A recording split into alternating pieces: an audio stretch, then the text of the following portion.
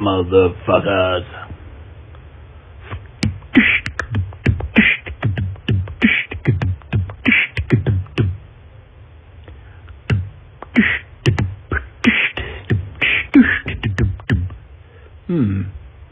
J. Chandler and Co. Buckfast Limited, New Abbey House, Flyfield Road, Weyhill, Andover, SP11 8DN.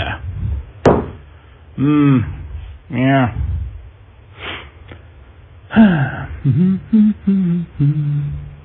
It's Sunday night.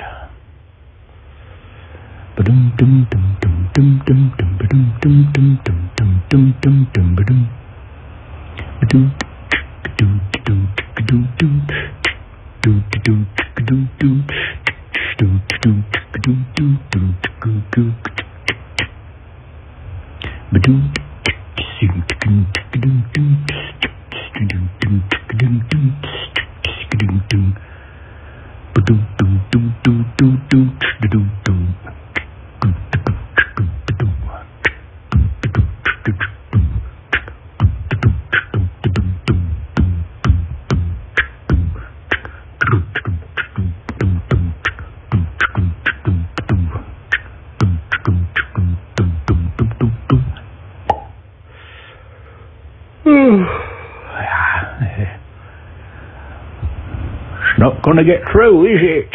Bloody hell. Bloody computers.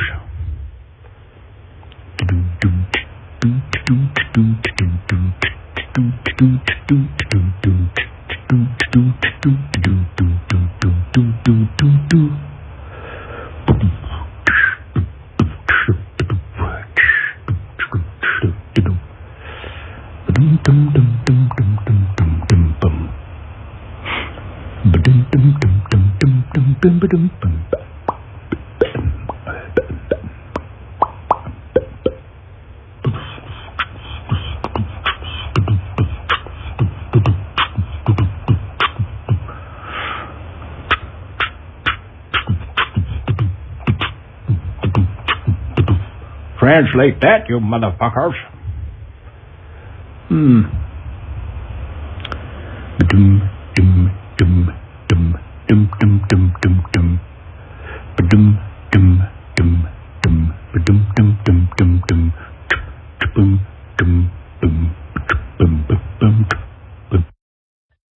God damn it.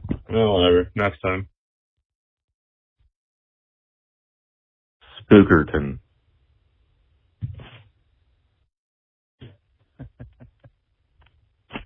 Do more fucking Dukes of Danger, man. Do more of your that show you did. Hazard Squad. Do more of that. Do more of that. Don't do these live calls. Oh, why you make me do this? Look, man. I've had enough of all these fucking mobsters, man. They're fucking pincers, man. They're so goddamn red all the fucking time. Yeah, this is Ed Kemper. Fuck Ditch and fuck Octopus. Yeah, Octopies. Fuck them. I want to be on the show. That's it. That's what I want. If I don't get on, I'm gonna flip out. I'm gonna flip a table. I'm gonna flip your table. So, get me on there.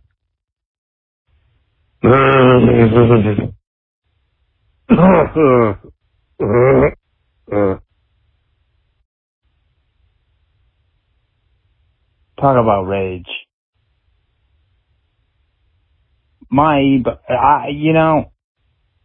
I'm like just thinking about it makes me mad. But essentially, I mountain bike and I do a lot of trail work out on our, the trail system out there. And I take shit too serious and I care about my shit because I spend so many hours out there. And one day I caught a guy on an electric dirt bike Like, just straight up a dirt bike. Full throttle, not an e-bike. And I got in a fist fight with that fucker. So yeah, that's fucking rage. You know, I should be ashamed, but the further I get away from that memory, the more I'm like, damn, I should have beat his ass more. But yeah, that's my rage. Hello, sir. I was going to talk about my experience with rage, as is your topic for the call-in stream. I unfortunately am very angry right now. So it's quite a shame that you didn't answer the phone, because I'm feeling even more angry than I was before. In fact, I wasn't angry at all. I was going to talk about rage, and I was in a good mood. I don't think I would have been able to convey the feeling, but right now I'm feeling just furious. So call me back, and maybe we can talk about it. Thanks. Bye. Yo, hi. Yeah, I'm calling in because I kind of hate myself. I have a lot of anger, and it keeps coming out in the shittiest moments. I recently was talking to a girl for a few weeks, and she's moving to Atlanta from Florida, and everything was great. And I got into like an argument. We got into like an argument about something, and I told her to go fuck herself. And I think that's really bad, and I don't think you should do that. I think you should like learn how to control your anger. And so I'm bad at that. I'm mad at my dad. What else am I mad at? I'm mad at I have a lot of rage, and I don't hurt anybody. I just hate myself. But yeah, that's all I have to say. Thank you. Bye. Yeah, I fucking hate Saturn. It's a shit planet, and it controls the world via the moon. That's why on full moons, everybody's fucking angry. Fuck Saturn, fuck moons, and honestly, fuck you.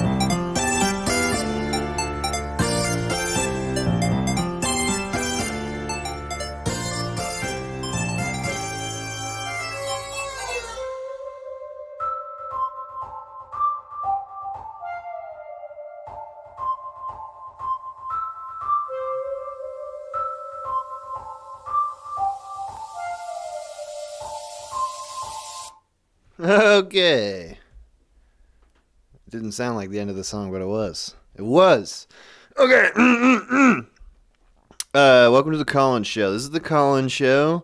If you've never listened to the Collins Show before, this one that we do, how it works is a topic, and people, you, listeners who are listening now, will call in and talk to me theoretically about the topic. Sometimes we get off topic, but whatever. The topic today is RE-LAY-SHUN-SHIPS. I guess I can't say we've all had them. We all know about them. They're out there. We probably had them. We can extend it to friendships. If you never had one of those romantic relationships, we can go platonic relationship. That's still kind of relationship. Whatever. Okay. Before we do the call-ins, there's this brief period where I talk, and then I've got something I want to show you guys. I've got an announcement to make. And it's not related to relationships. I'm not about to announce that I'm in a relationship. That would be extremely retarded. If I was like, I've got a big announcement, guys. I'm dating. Unless I was dating like a celebrity or like an animal or something special. If that happens, then I will tell you. I will make a show of it because that's pretty cool. Either of those options. Relationships. I've been having progressively shorter relationships in my life. In high school, I had like a 4-year presidential term type relationship. That was my first relationship, and then the one after that was like 2 years, and the one after that was 1 year. They were actually halving. And then the most recent relationship was like 2 or 3 months. So we're actually getting real short now. I don't know why.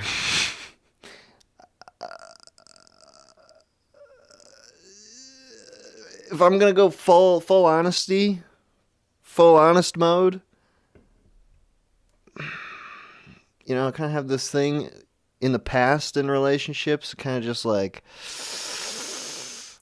it doesn't have to be working tremendously well for me to stay in a relationship. As long as it's not ruining my life. And actually there's been at least one relationship that I stayed in even as it was ruining my life. And for more than half the relationship was life ruining material. But I stuck it out. But that's not a good thing. That's it's like in my opinion, for my personal relationship, I'm not judging everybody in the world right now, but for me, it's like a cowardly thing, It's like you got just the basic level of comfort of having someone around that I would be willing to overlook all the terrible, terrible, terrible parts of the relationship. And also, it's it was kind of hard to break up with this person. The breakups didn't take because we were living together.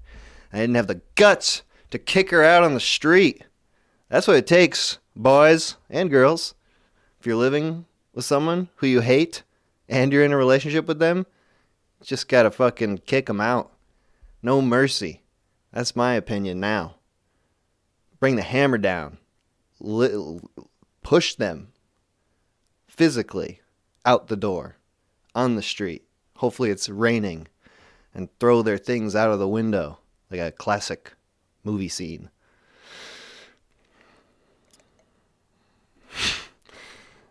I don't want to get... This isn't going to be... we'll see how this goes. This could be a very depressing stream. Could be fun. Wait, let's try to make it fun. All right? Let's try to veer away from all being a bunch of sad sacks. Because obviously, we're not happy. Obviously. Nobody's got it working. Obviously. If you do, call in. I want to pick your brain. I want to find out where the unhappiness is. I'm going to find the unhappiness. If you think that you're having a happy, wonderful relationship, I'm going to figure out the issues. I'm going to drive a wedge between you and your partner. Everyone says partner now. I'm not gonna do a whole boomer comedian thing, but like, partner. I can't even fake it. But you know, whatever. I wouldn't say partner because it sounds odd. My partner. Okay, turns out I have nothing to say about that. All right. Anyway, so we're going to talk about relationships today. With your call-ins, you got to call in. You got to talk to me about this shit. The good, the bad, the completely mediocre. I want to hear it all. I want to hear some good, tasty stories, whether you're in a relationship now or have been in the past, or if you've never been in one. And if you've never been in a relationship, I'm going to just guess that this stream might turn you off the idea entirely. That's my guess. I guess I'm being negative. I'm being a bit cynical right now. I gotta get in a better mood. Why am I I'm in a bad mood, I guess. All right, anyway, let's forget about this. Let's drop it right now. Okay, because I have something I need to announce. I have an announcement to make. Okay, you're hearing it here first. For a while now, occasionally, all right, never mind. We are making a CD, a physical CD, for the first time ever. People have in the past asked me to put the minute-hour albums on CDs, and I've never done it because, you know what, it's too much work, and that's not what I'm about. All right, I don't do that. I don't do that work shit. That's not for me. But now we've got MoxieFamous. And if you've been listening to the call-in show for a while, you know MoxieFamous does work. He's a working man. He's my partner. And MoxieFamous has been working very, very hard lately to get together a very high-quality CD release that we want to get in people's hands by this Halloween. And it's going to be, the content on it is going to be The Haunted Darkness, which is a Halloween special I made back in 2017. It's on YouTube. It's free. You know, there's no... all the things on the CD are freely available. You don't have to buy the CD. But the CD itself, the case, the art inside, the printing materials we're using, it all looks very snazzy. And it's going to be like a very cool, you know, collectible thing to have. Collectible? Is that the right word? I don't know. It's gonna be cool. Actually, I want to show you. Moxie made a brief video going over the actual physical materials that were used in the CD, so you can see what this looks like. The Haunted Darkness is one thing on the CD. That's an old Halloween special. We were talking about doing The Haunted Darkness as a CD, and I was like, that sounds great, but I don't really want to do just a CD of like a 5-year-old special, because that just doesn't seem that exciting. So the CD is also going to contain a new Halloween special that I'm working on for this Halloween that is not currently finished yet, but I am working on it and it will be finished, called Marcus and Minkus, which is about these two child twins who live with their father. They've got like a very rich father, and they've got a friend / slave industrial Autobot named Grunch, and it's sort of about these twins they get into a bit of trouble because they accidentally make Grunch do something that he should not have done. And so it's shorter than The Haunted Darkness. It's going to be a little more in like the 20-25 minute range, whereas The Haunted Darkness is like 40 minutes. But it's totally brand new. It's all brand new stuff. It's going to be great. It's, I don't know what else to say about it. Just you'll have to take my word for it, that it will be fun and enjoyable. And if you get this CD, it's all going to be going out well before Halloween, so you will get the CD on or before Halloween. You can only make that guarantee for like the first 95 or so, because those are the materials we have on hand now. So if we go beyond that, then you're going to get it, like in early November or something. And this Marcus and Minkus special will be on the Minute Hour YouTube on Halloween. So it's all free. It's all freely available. You can get the CD if you want. I recommend it because it's going to be worth it. It's great. Let's watch the video so you can see we've got like a prototype that we're working on. Here we go. All right, so what we've got here is pretty much most of the way to how things are going to be packaged.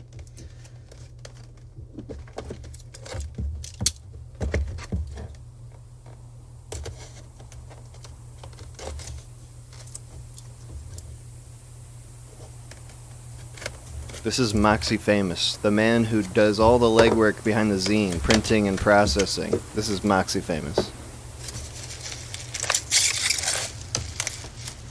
Plenty of bubble wrap.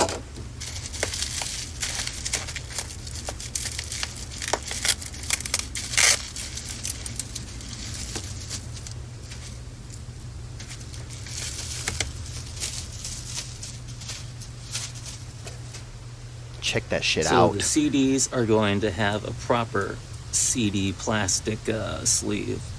They're in the mail. I don't have them yet, so I just mocked this one up from a sandwich bag. But got nice 2 mil plastic sleeves.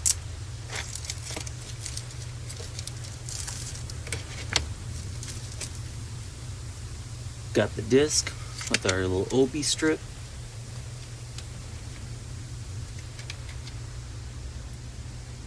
Jewel case, got titles on both ends, looking good and proper.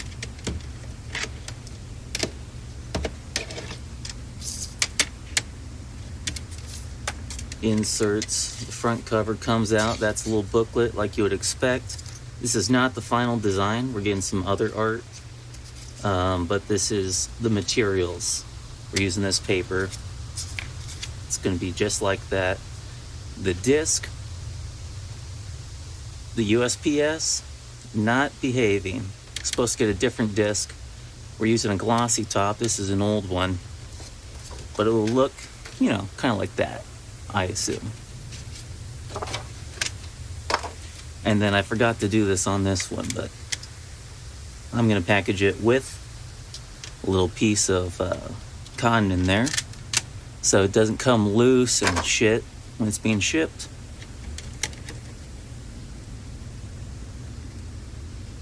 This is printed straight on the disc. We're getting printable discs since the printers that we use for the zine can do that. Might as well.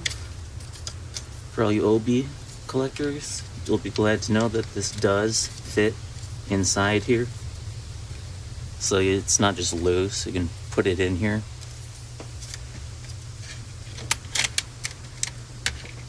And that's what we've got right now. We've got some art coming that we need to update it. But this is generally the quality that the disc release is going to be in. All printed and made in-house in my bedroom. So there you go. That is more or less what it looks like. Like Moxie said, there's some more art coming. That cover art that's on there now is from Ben Lunato, who I've worked with in the past. We made a game together called Beyond Crimson Stars, and I did a voice in his game International Space Banana. So he does like a lot of modeling, 3D modeling shit. So that's his art. There's also more art coming from Andrew Sutliff, who did the album art for Trials Part 1 and Part 2, and also like the banner logo on the Minute Hour YouTube page. He'll be doing the Marcus and Minkus art. So yeah, it's the real deal. It's not, this isn't like we just fucking, whip this out with the cheapest materials possible, like, and just we're, trying to make a quick buck. Like, this is, we want this to be something cool that you can have for a while. And it's more permanent than the internet, let's say, because on the internet, nothing is real. Nothing exists on the internet. Think of it that way. Nothing exists on the internet. It is not real. It can be deleted at any time without any recourse, any day. Let's scare everybody here. Any day now, the Minute Hour could entirely disappear. YouTube could just decide for any reason at all. Like, there's in the terms of service, it says, we can delete everything for any reason we see fit. That we don't even need to provide a reason. So that gets me a little anxious sometimes, thinking like, hey, my entire thing here that I've been working on for 8 years. And by the way, YouTube told me this is the birthday of the Minute Hour. Created this channel 8 years ago.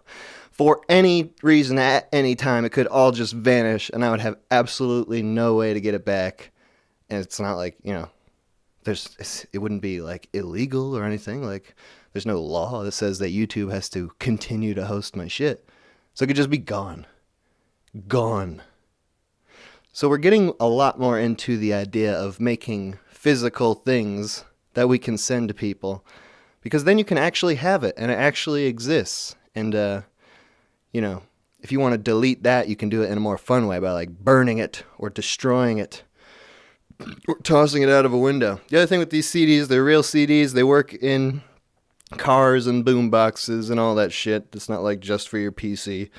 They are the real deal. If you want to get that shit, the link to get it is in the description of this video. It's $13, and that's with shipping included. 13, because it's lucky number 13. It's spooky, I wanted to make it $12, but then I realized that PayPal is going to charge me $1 for every time I sell a CD just to make the transaction go through. So I changed it to 13 because it counts as a thematic choice. But I also did just explain the real reason. All right. So if you're interested in that, link is in the description of this video, or you can go to minutehour.media, check out the store, CDs, bang, bang, boom. All right. I'm not going to go on and on and on about this, because I'm sure I'll do a community post or whatever. But I wanted to show you that. I am very excited. MoxieFamous has been doing tons of work on this. We didn't just take the first things that we could find. Like, he's tested multiple cases and papers and all these things to get it dialed in and looking sweet. The man has done the legwork to make this happen that I would never ever do. So thank you, Moxie. We'll talk to him a little later on when we're talking to the boys.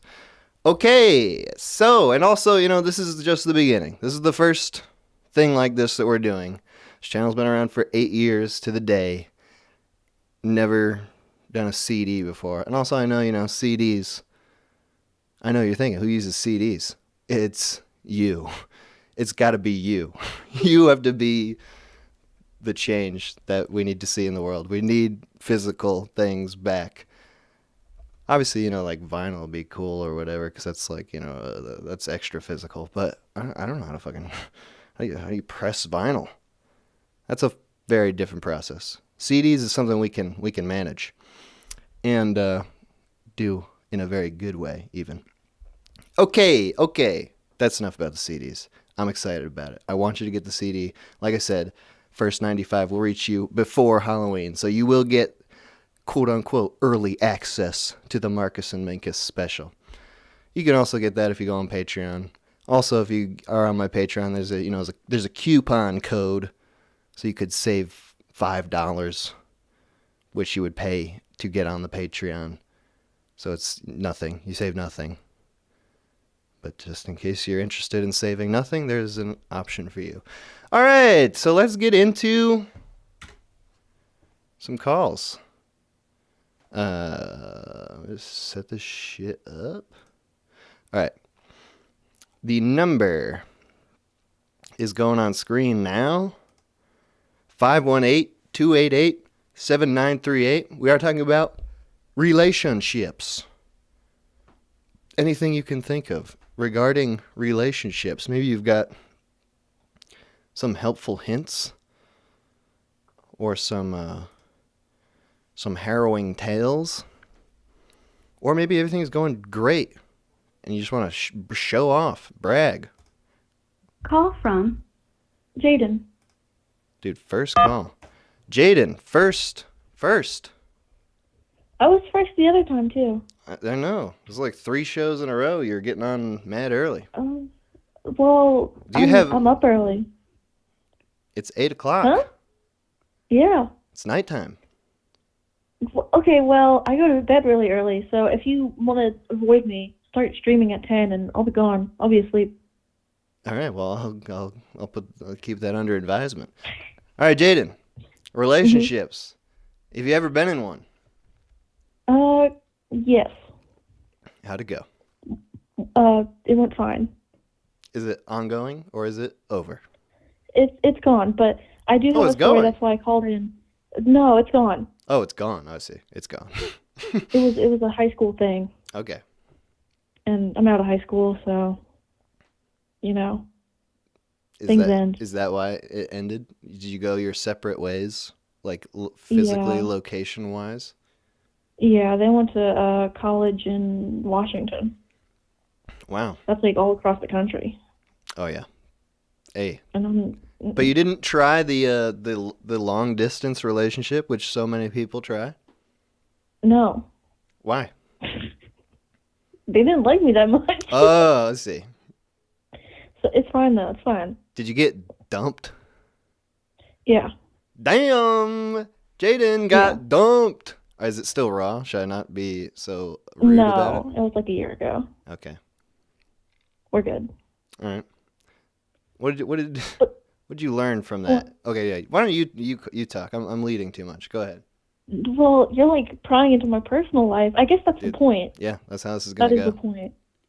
But I wanted to talk about something else. Okay, go for it.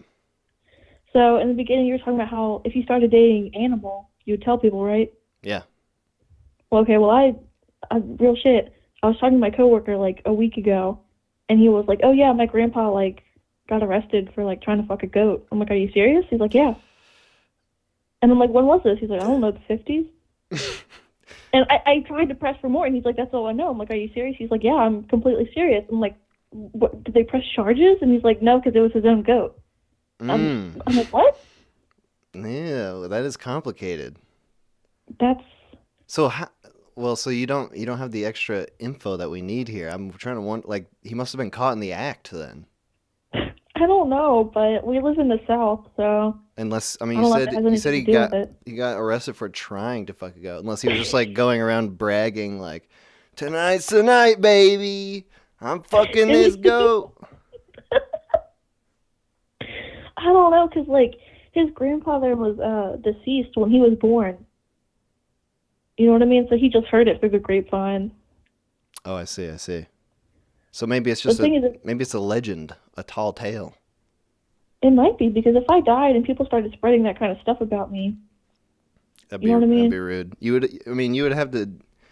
That's the other thing we consider. If people are just making it up, maybe this guy did.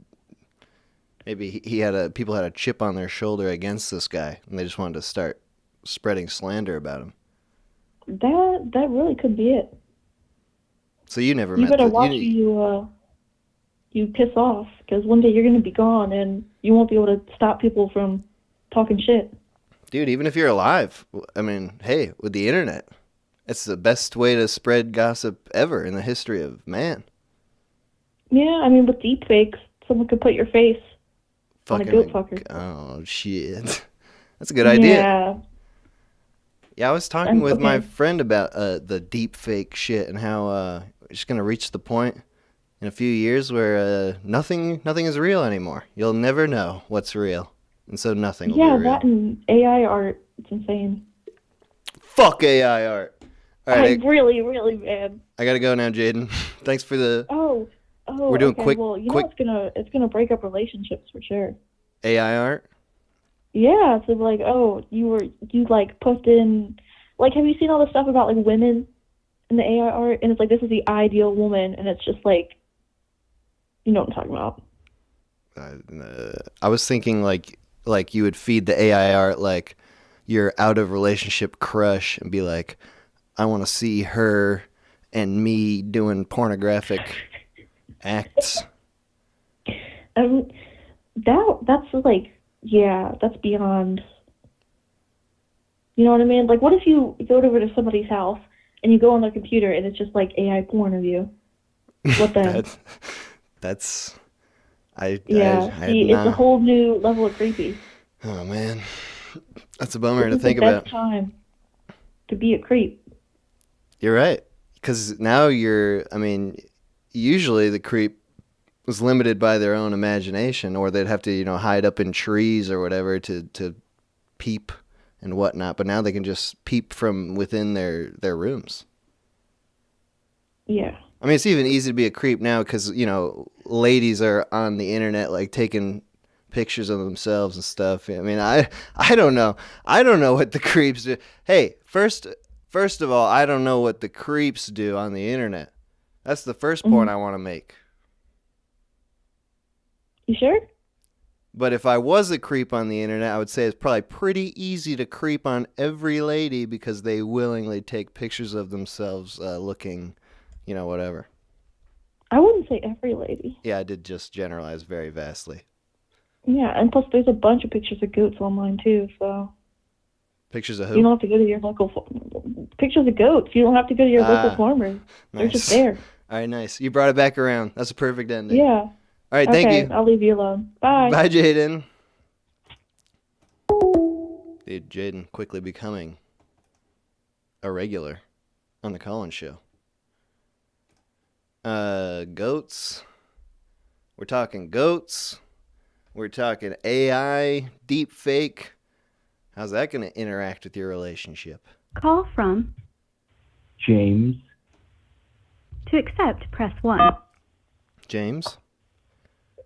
Yeah. How's it going? Good. Yourself? Pretty good. We're talking about relationships today. Yep. What's your take on that? Well, do we want to go for more of a personal stories or throwing anything out? I would love a personal story, but whatever you want to do. Well, I got one when I was younger. I was dating a girl, and it lasted for about a year. How young are we talking? I was 19 and she was 17. Okay. So not too terrible. The tail end of high school, just out of high school. Yeah. But the highlight of that was she had been homeschooled her entire life. From kindergarten all the way through. And her dad was essentially just a borderline cult leader at this point. Nice. So that was a highlight during the entire relationship, was dealing with him. The man basically worshipped Donald J. Trump. Whoa. In his free time. And this is back in the day you're talking. Is this? Yeah, just after he got elected. Okay. So the golden years for this man. So it was not a religious type cult; it was a political one. Well, that, and he thought he was a prophet as well. So they kind of go hand in hand. He thought Trump was a prophet.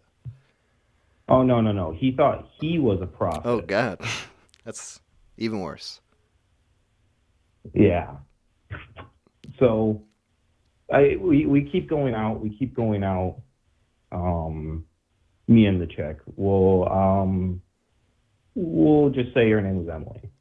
Okay. And dad's psycho the entire time, but I can deal with it. Chick was pretty nice all the way around. But it all kind of comes to a summit when I go over to their house one evening. They're all just sitting in the living room doing just kind of a normal family. 2 kids, the girl saying dad, mom. Normal until I get into there. And they're watching reruns of the election, okay? Like election night coverage? Yeah. Of when they announced Trump getting into office. And keep in mind, I've been seeing her for almost a year at this point. And I come in, sit down, and election's going on. Everything seems semi okay. And then at the point they announced he was elected, keep in mind, man's already in office.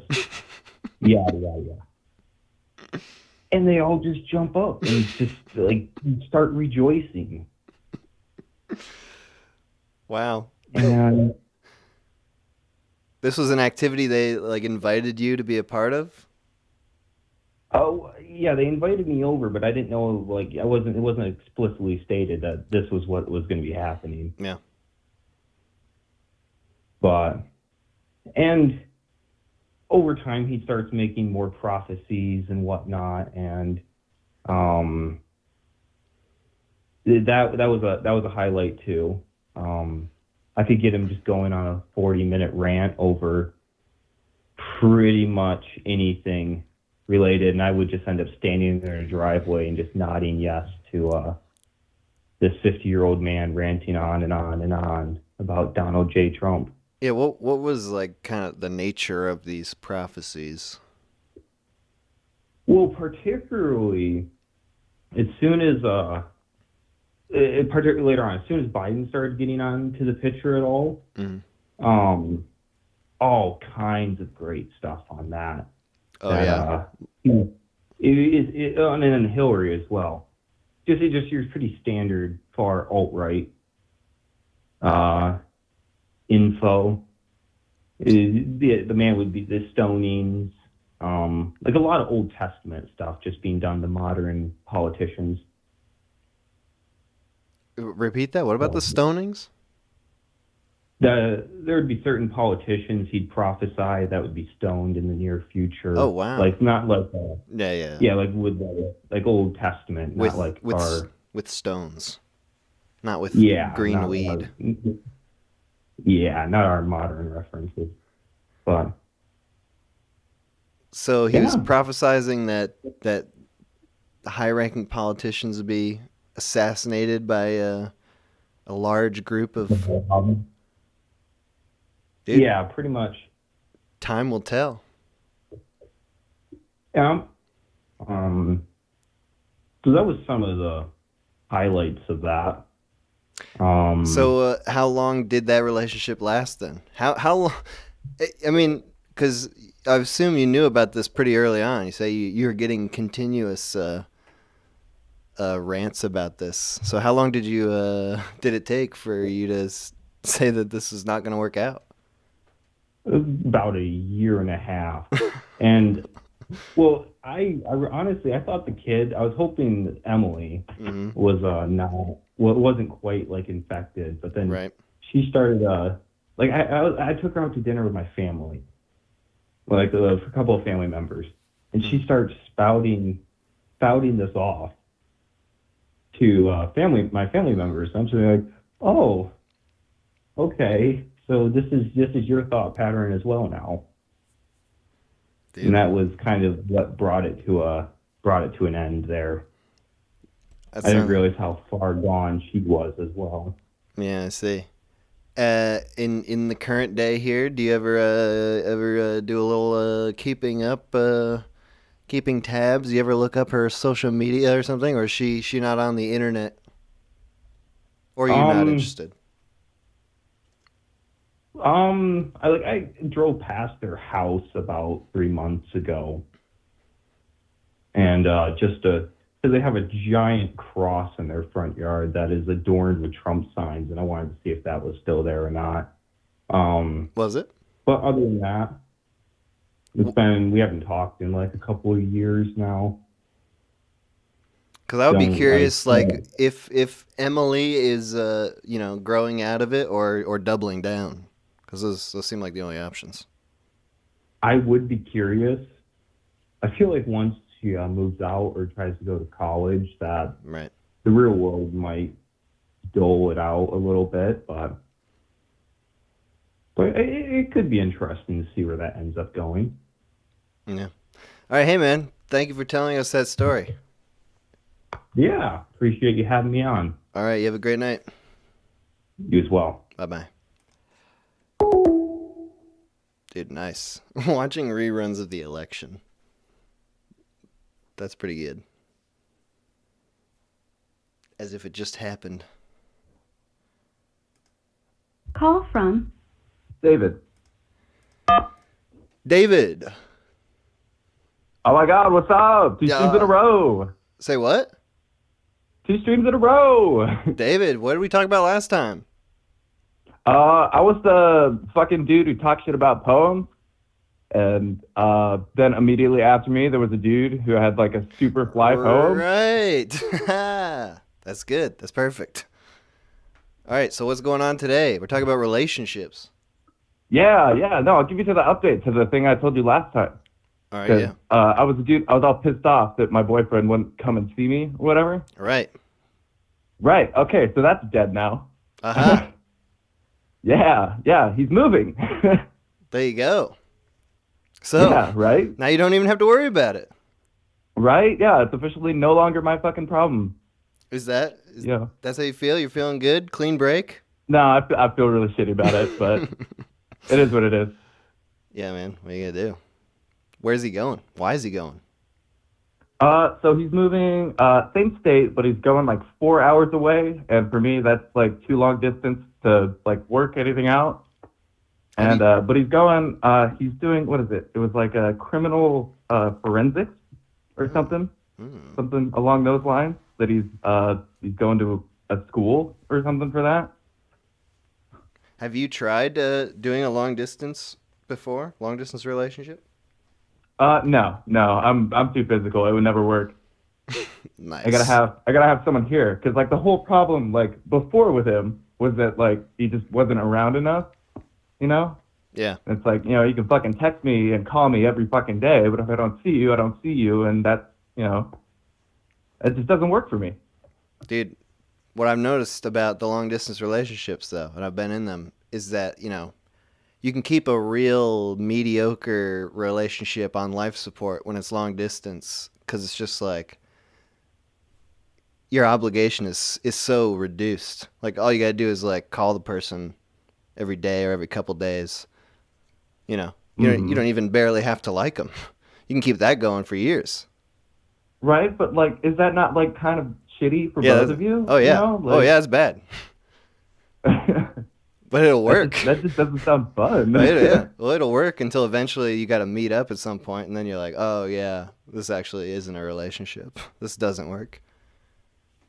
So you made the right decision. No long distance, rather.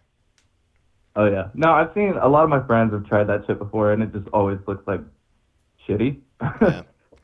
So what's the plan now? It's just, I don't know. I don't know. I'll probably just focus on work or something. Oh, wow. Nice. Productivity? Yeah. I don't know. I live in a small town, and there's not like a huge fucking gay community around me. So it's like, if something happens, it's got to like, you know, happen. But options are pretty limited. Do you know what I mean? Right. Not a lot of swinging dicks. Yeah, not anymore. They all move away. Dude, maybe you gotta move. You gotta move to the like wherever this gay mecca is that they're all going. Oh yeah, yeah. I've been thinking that, but I'm finally like establishing myself here. It's like, I don't know, that would suck.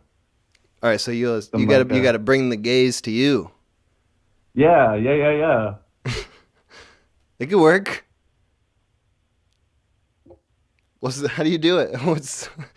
How do you find gay people in a place where you know it's like it's not as obvious like a big city? You have to go to a place where you assume there's gonna be gay people. Like where? you have to seek them out. Where do you go? Well, I don't know. You can karaoke, use, like apps and shit. Yeah, karaoke. Yeah. But you just meet everybody at karaoke. Karaoke is just a wonderful place for everybody. It's all inclusive. Okay.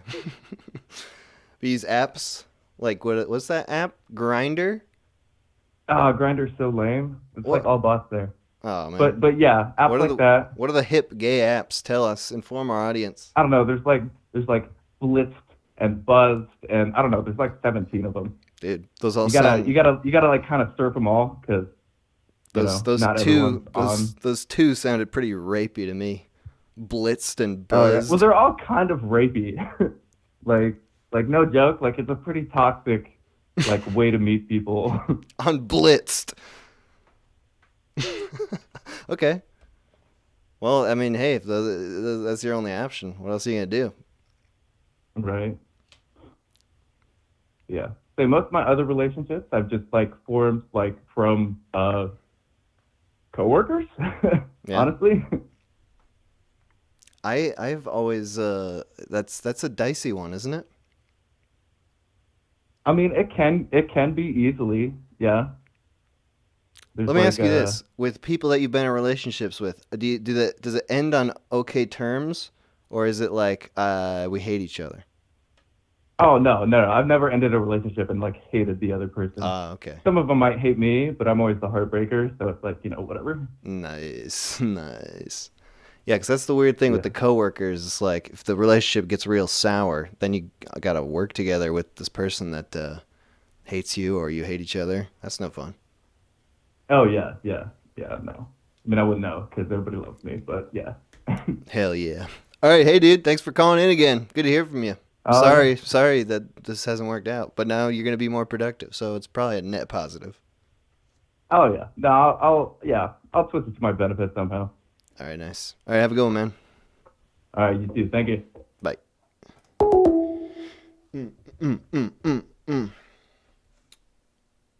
I forgot about all my relationship stories I could have told. I'll do it before the next.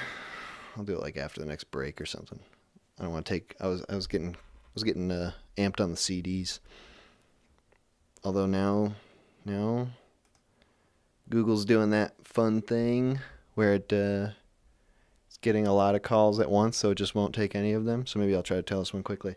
All right, my first relationship was when I was in 6th grade, and it started over email. This lady, I can call her Rachel. That is her name, but you don't know her last name, so that's fine. Rachel. Me and Rachel started emailing the summer of 5th grade going to 6th grade. To be honest, I don't remember how I got her email. That's still confusing to me to this day. But somehow I had Rachel's email and we started getting on an email relationship. That's way better than a chat. Still to this day, I prefer emails to like text chat or whatever. Because the chat thing's like all conversational. The email, that's business. It's professional. You got time to think, compose an email, write your response. It's like a letter. The text is just like, it's just that shit. I don't know how to text. That's like what the dating apps are. It's like texting. I don't know I wish there were email dating apps. All right, we do have somebody here. Call from Sean. Sean. Oh my gosh, this is Mr. Hour. How's it going, Sean? It's going well. Have I talked to you before? Your voice sounds familiar. It does? No, this is my first time breaking through to the other side. All you fucking people sound the same to me. We're all like guys in our late 20s or early 30s. That's true. All right, Sean. Scattered across America.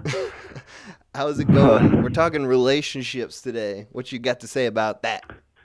Ooh, man. Ooh. Well, I actually literally just got back home from a wedding. I was at yesterday. Oh, shit.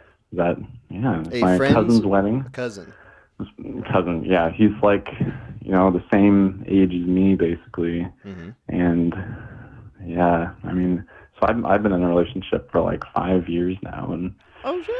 My parents are looking at me like, hey, Sean, are you gonna do this whole wedding thing too? Right. But what do you think? I mean, it's tough. Like what you were saying about the distance. I mean, we've been doing distance the last like 4 years. Dude, you're fucked. You're fucked. I was just cursing everybody in a long distance relationship. Did. Why did you do that? Oh man, dude. So how much distance? How often are you able to see this person in real life? I mean, we've been trying to see each other at least like 4 times a year or so. Dude, so we were both doing school. Like we were both doing med school. She was med school on the East Coast, and I was on the West Coast. And so I just graduated. So now I'm working. So So a lot less free time to spare. But she's still a fourth year med student, so. But hopefully she'll match to a residency program where I will be at. So. Is that the plan? You guys join after school? That's the plan. But it's not a given at this point. But so give me the rundown of your long distance relationship. What is the actual like? How much contact do you guys have? How do you contact each other? What's the regiment here? The regiment. Yeah. So we like text throughout the day, pretty much every day, and then we'll talk on the phone or like FaceTime for like an hour or so. You know, like a couple times a week, probably a little bit more if we're less busy, a little bit less if we're busier. But yeah, like it's such a we've gotten into such a routine. You know, it's like I almost wonder, you know, like what has changed in the last several years. It's hard to really know.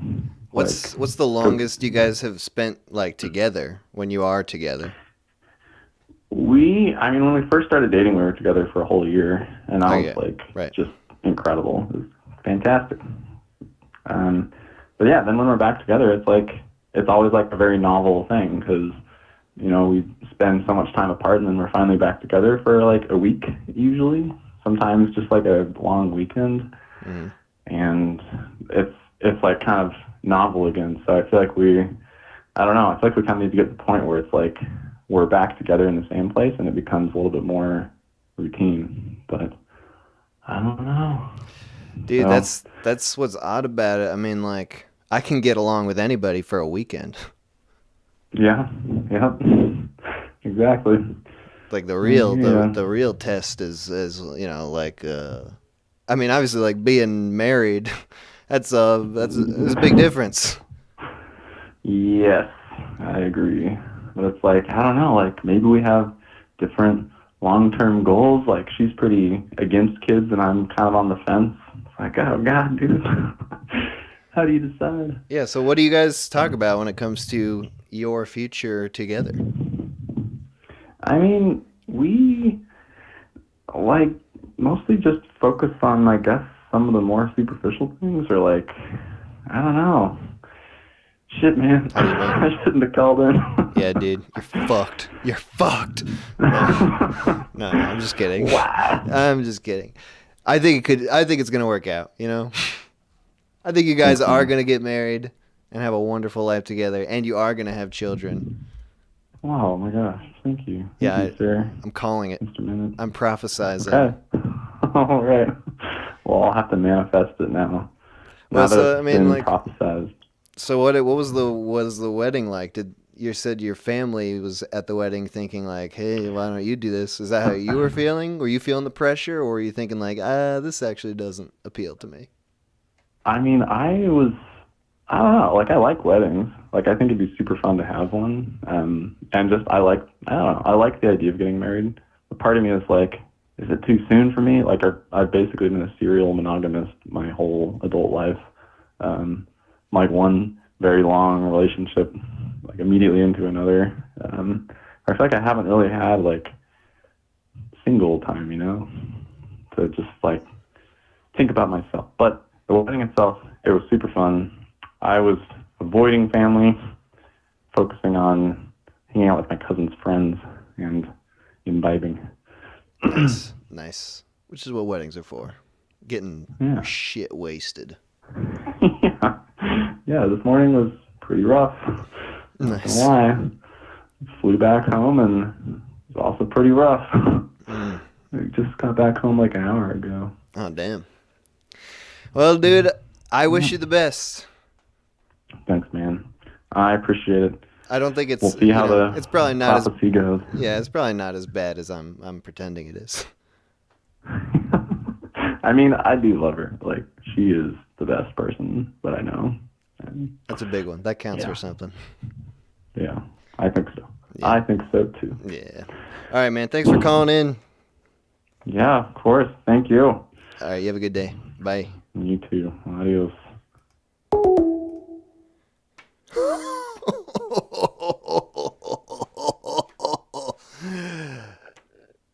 no chance. Just kidding, guy. I know you're still listening. That was just for you, JK. I have no idea what your relationship is like. It's probably great. I think it's gonna work out. I don't know. I don't know. Let's vote on it. Chat, vote. Is this gonna work out? Let's do that. When people call in about their relationships, is it gonna work? And then, you'll have some like survey data to go off of. It won't just be yourself. What are we getting? Yep, no, nay, yes, no, no way. Do you read comments? No, RIP, yes. This is looking pretty split, 50-50, so that's not bad. 0% chance. NGMI. What does that mean? Not gonna make it. Is that what that means? Okay. Anyway, my 6th grade girlfriend, we got together by email. We were fully dating by 6th grade. I remember it took about 7 months for us to make any kind of physical contact, and that was holding hands. A few months after that, we hugged. We actually planned our first hug by email, saying like during flex period at the end of the day, Friday, it's the end of the week, last chance possible, flex period, the end of the day. Meet me in front of the bathroom. We're gonna hug. And we did. I was so nervous. I thought I was gonna fucking die. I was having like a panic attack at the idea of hugging this girl in 6th grade. But we did it. We fucking hugged. And you know what? A few months later, I kissed her on the cheek. And you know what? Several months later after that, we kissed on the lips, and she said that I kissed like a dead fish. A dead fish, she said. And she was right, because I didn't know you're supposed to like move your lips or anything, or any kind of. I thought you just planted and waited, just waited for it to be over. But I guess not. I guess you're supposed to. Fucking whatever. I learned. I know how to do that shit now. No problem. I had this crush on this other girl before Rachel. This is the girl who I really wanted to date in 5th grade. And I want to say her full name because she's got a great name. But it's not right. But I will say her first name. Anna. Anna. Not Anna. Anna. First of all, nice name. Anna. Super big crush on her. I found her in the phone book. I'm not rejecting calls, by the way. I'm eating time while I'm waiting for a call to come through. I'm not like rejecting anyone's call. It's just Google is fucking up right now, so I'm vamping, as we say. Super obsessed with Anna. I remember I invited her to my 5th grade birthday party, which we went to see Finding Nemo. I got really pissed because she didn't sit with me. She sat with my friend Brady, who turns out was super gay. Became super gay later in life. So it was just a waste for her to sit next to him. But I guess she was more comfortable with him or something. Because I was like this little 5th grade creep. So to add on to the creepiness, I looked her up in the phone book during the summertime. So I was like, I'm gonna make this work with Anna. And I looked her up in the phone book, and I called her, and I got the voicemail, and I called her again a minute later, got the voicemail, and I kept calling over and over and over and over again. Like, maybe 100 times. Seriously. And never got through. And then later, the people at that house called my parents, and they were like, you need to tell your son to stop calling my number. This is not... There are no children here. This is the wrong number. We've got 100 calls. We've got 50 voicemails. No more. And I got reamed out by the wrong people. It never worked out. Apparently she was unlisted or something. All right, these calls just aren't coming through, so I'm going to take a break so we can figure out what the fuck is going on here. Let me put on Do Not Disturb. All the music from the stream today is from an artist known as INFJ. Jeez, what is that? One of those like, is that like a personality test thing or something? I don't know what that stands for. But it's from their album Sanctum. The link to this album Sanctum by INFJ is in the description of this video. It is a free album, a pay what you want sort of deal. So go ahead and if you're enjoying that music, click on that link and download this album. And you can get it for free or you can pay a couple bucks for it. Whatever you decide. We'll be back in about 4 minutes. Yeah.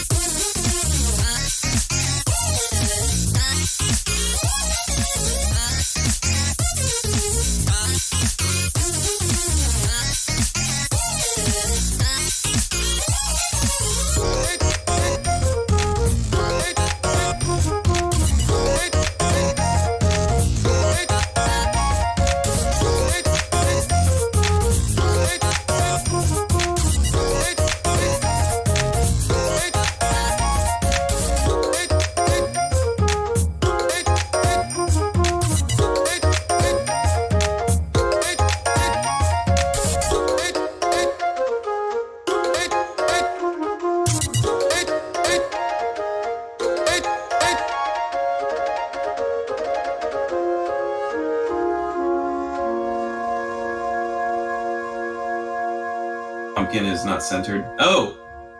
I mean, if it was centered, it would not look very good. Off center, like that's, yeah. Huh? Huh? Huh? What? Huh? How's it going, boys? Huh? He was quizzed me on the CD, on like the art on the CD, the off kilter. Like it was like, hey, is that accidental? That's way off kilter. No, obviously that's intentional as an artistic point. What was off kilter? The front, the front jack-o'-lantern. The jack-o'-lantern on the CD. He was like, hey. Yeah, that was a mistake.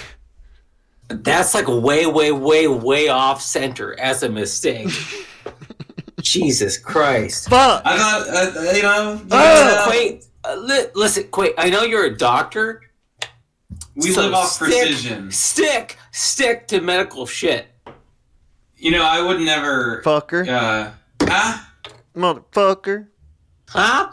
All right, boys. Yeah. Topic we today. Got heated. Yeah, it's all right. It's all right. Yeah.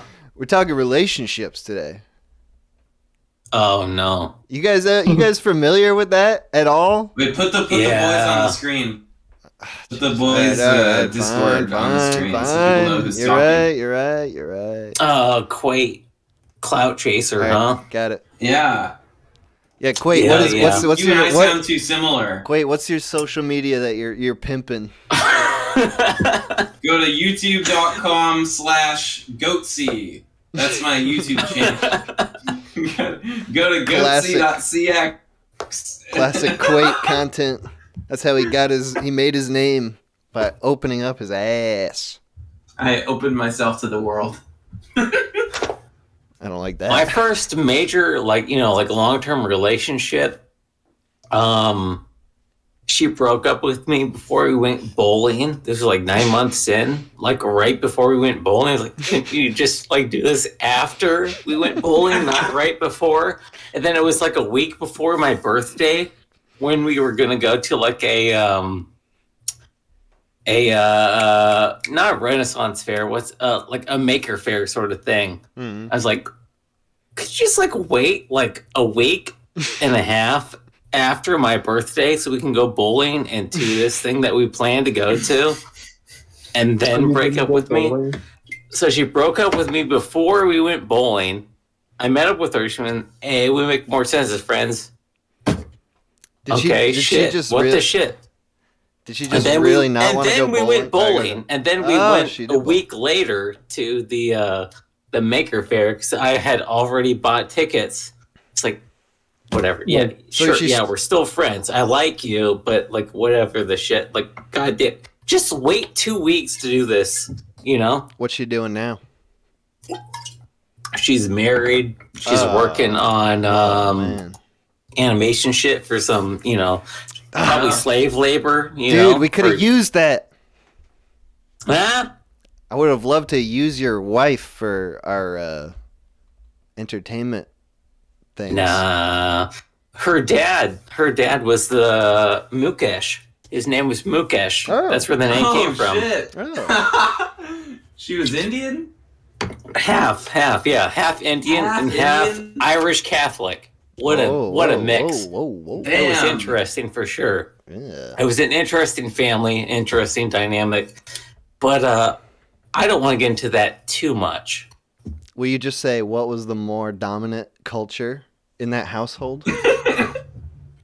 I don't know. It depends because the son was studying to become like part of the clergy. So it was very, very Catholic, but they were also pretty Indian. It was a weird mix. Solid mix. Yeah, it was a weird mix. Dude, so is that the most recent one, or is that just the most entertaining one? I mean, I don't like to get into my personal life too much. That's like the most entertaining long-term relationship I've been in. Yeah, that's all you're gonna tell us. Yeah. What about you, Quait? Are you an open book? I'm an open book. I'll go knew deep, it. But I knew it. Well, why'd you know it? Why'd you know that? Because you're a clout chaser. Motherfucker. The only way to get it. Dude, Quay, you're like, I'm on vacation in India and I met some chick and she's like some amazing shit and I need to move and then, oh no, it's not going to work out. I'm going to move somewhere else and oh shit, I'm an alcoholic. yeah, that is how that ended. Dude, that wasn't a relationship. That was a tryst. That's lifestyle. That's your entire lifestyle. Yeah. All right. So without shitting on Quay, we've done our we've met our quota for shitting on Quate already very early on. But Quate, what's your deal with relationships? What are your thoughts, dude? I don't know. I don't. Okay, I'm gonna keep it light. I'm gonna keep this not depressing, because that's the theme of the show, is that it should be depressing, but then like it managed to be funny and good. But I don't think it's not supposed to be depressing. It's not supposed to be depressing. It's about relationships. If you think relationships in general are depressing, that says something about you, and we should not listen to you. Dude, well, I just said ease up shitting on Quate. Shitting on Quate. That was 1 second later. All right, your relationships are bad. We should not listen to them. Quate, what is your dating situation right now? You're in the big shitty. There's an infinite number of women there. I'm struggling. I met somebody a month and change ago, and then we kind of hit it off. We met a few times, it was good. And then she went to California for 3.5 weeks, and the momentum is gone, and I'm kind of like not interested, but I can't ghost her because that's fucked up. You're not interested in her? No, something. What happened? What happened in California? Dude, chicks in California love ghost stories. Yeah, it's the Halloween month, so it's appropriate that I ghost her. I see. Okay, here's a laundry list. Okay. During one hangout, we were watching stuff, and she just kept taking control of the YouTube hangout, and she kept showing fucking H3 clips. H3. Dang. Are you gonna deal with that shit for the rest of your life? No way. That's what I was starting to think. It's like I can tolerate this a little, but she wouldn't even watch. I showed her. I don't think I showed her the minute hour. I just showed her some videos, and she just reacted negatively. She was just like, I don't like that. She's just saying, yeah, I don't like that. And then one time after I showed her stuff, she was like, do you watch stand up? I bet you would be bad at that. I was like, what? Fuck you. Okay, wait, Quate. So what are the positives of this lady? She's honest. She's got She's honest. She's honest. She is honest. Well, say, hey, she was telling you that she didn't like the videos that you were showing her. Did you tell her that you didn't like the videos she was showing you? Yeah, no. I saw the good in those videos. So I wasn't fully honest. Ask Quaid what he showed. I literally don't remember. Dennis Quaid. I love Dennis Quaid, by the way. You're not the real Quaid. I'm the fake Quaid. The fake Dennis. Yeah, no, she also has this dog, and I'm not a big dog person. What type of dog are we talking here? Like having sex with that dog, or some other type of dog? No, it's a woman dog. It's a multi-poop. So having sex with a dog, that's a woman dog. You can't have sex with a woman dog. Oh, they'll make it happen. Hey, yeah. You just gotta try. Yeah. Apparently she talks all the time about how the dog shits on her bed and vomits on her bed and vomits on the carpet and yaks all the time. She says these as if they're good things. She's like, "Oh, it's so cute." Like she vomited on my bed today, and I'm like, "Dude, she was telling you what she wanted." When I'm out walking and when I'm out and about, and I don't want to be sexist, but I am. Mm-hmm. Like whenever I see a lady with a dog, I avoid them because I've been attacked by dogs 4 times in the last year. And they're all lady owners. I avoid dogs. If I see somebody with a dog and it's like a dude, I go, maybe it's safe. If it's a chick, I go, okay. They're literally a dog would bounded across the yard and came bounding tried to attack me and the person I was walking with, and the lady was like, "Oh shit, Sam, are you hungry?" No, that's you do not. They didn't attack us because they were hungry. They attacked us because they're shit. They're not trained well. So I avoid that. I avoid that route. I avoid Sam. I avoid the chick that trained that dog. What kind of name is Sam for a dog? Sam? I mean, Sam's a pretty neutral name.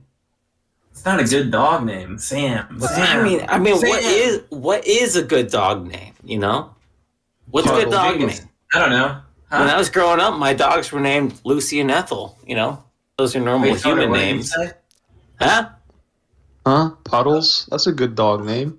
Puddles. Ooh. Puddles. That's a nice, Yeah. soft name. But that's like you're making a self-fulfilling prophecy that dog's gonna piss everywhere. I had a dog named Ernie when we were growing Ernie. up. Ernie. Oh, wow. that's like a Muppet name. That's a great, yeah. No, yeah. You got Bert. Where's Bert? Yeah. Okay, it was not after the Sesame Street character. It was just its own name. Why can't you guys fucking understand that? I get it. It's just a good name, okay? Exactly. Hell It's yeah. a good That's name, like- just like yeah. Sesame Street was good too, okay? You're right. We're Everyone's equating right. it with something good. Everyone's Don't right. shit on us because we like it based off of something else we like, okay? We got a lot of God. testosterone. In God. Jesus Christ. God. We Don't must all be shit on fighting us. over We the know what we're same talking girl. about. Ernie is a good name. It's a strong name, That's why- okay? That's why I wanted Ernie. to hear. Okay. Toner, what about your What? relationship? You've got one of those. I do. Are you too drunk I've to been in talk a about that? relationship- Oh, no. But I am pretty drunk. That's the cool thing with you starting the stream at 8 at all is because Yeah, it's like too I've late. been pretty. I'm pretty out there. Wait, Toner, do you still have a job? What happened? Oh, right. Oh, yeah. What's going on? It's so complicated. What's going on? all right. I haven't worked in like so long. Oh no. I'm still getting my paychecks, but I worked one day last week. I worked one day. You're still getting my paid? God. What you're paid for this? Yeah, I'm You getting salaried. paychecks? Yeah, That's no, they're shit. still signing the checks and shit. It's really fucking weird. Every time I go to work, it's like an apocalypse in that warehouse. They're like, "What are we doing today?" It's like, I don't know. Yeah. Sorry, I shouldn't laugh. No, it's all right. I have like an email drafted like for the like competitor distillery like gave me an interview and they're like, you should hear back in 2 weeks, and it's like 5 or 6 weeks later. I'm like, okay, I'm probably gonna try and reach out again. Damn. But Oh, you man. know, yeah. Oh, how is that affecting your relationship? Thank you, Moxie. I get to spend nice segue there. I picking get up to the spend slack. more time with my partner, Jen. Yeah. Nice. Yeah, She sounds pretty goddamn cool.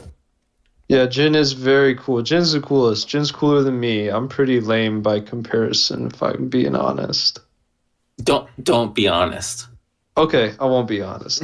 You know what? Actually, this alcohol is like a truth serum, though. So I'm an open book, I guess. Are you able to lie on alcohol? Is that like even? Am I able to lie on alcohol? No, I don't think you can. I don't think it's medicinally possible.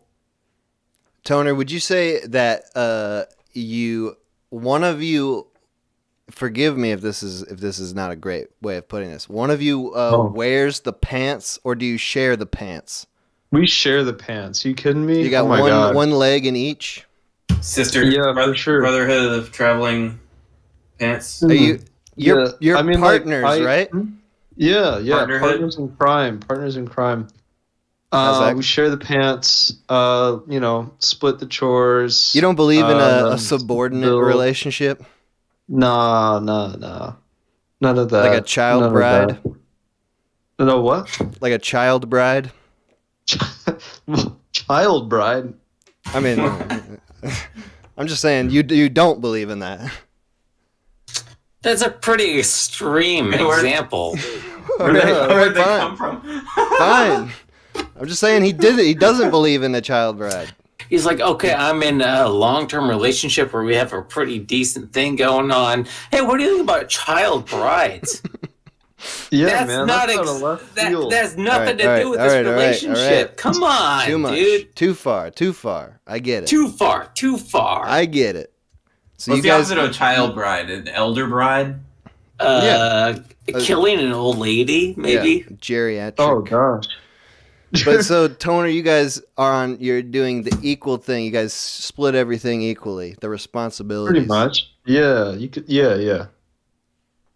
Do you ever? We're both pants wearers. Are you good at picking up the slack when the other one's like maybe having an off week or something? Oh my gosh, for sure. I don't even look. We rely on each other, and I mean, I don't know how much I can disclose about the pragmatic aspects of our relationship and stuff, but I've been helping Jin out. But I also know that Jin would help me out if I was in a similar situation, That seems ideal. Yeah. It is. See, but you know what sucks actually is the paying for things and then going back and looking at receipts and stuff and okay, you paid for this, I paid for this.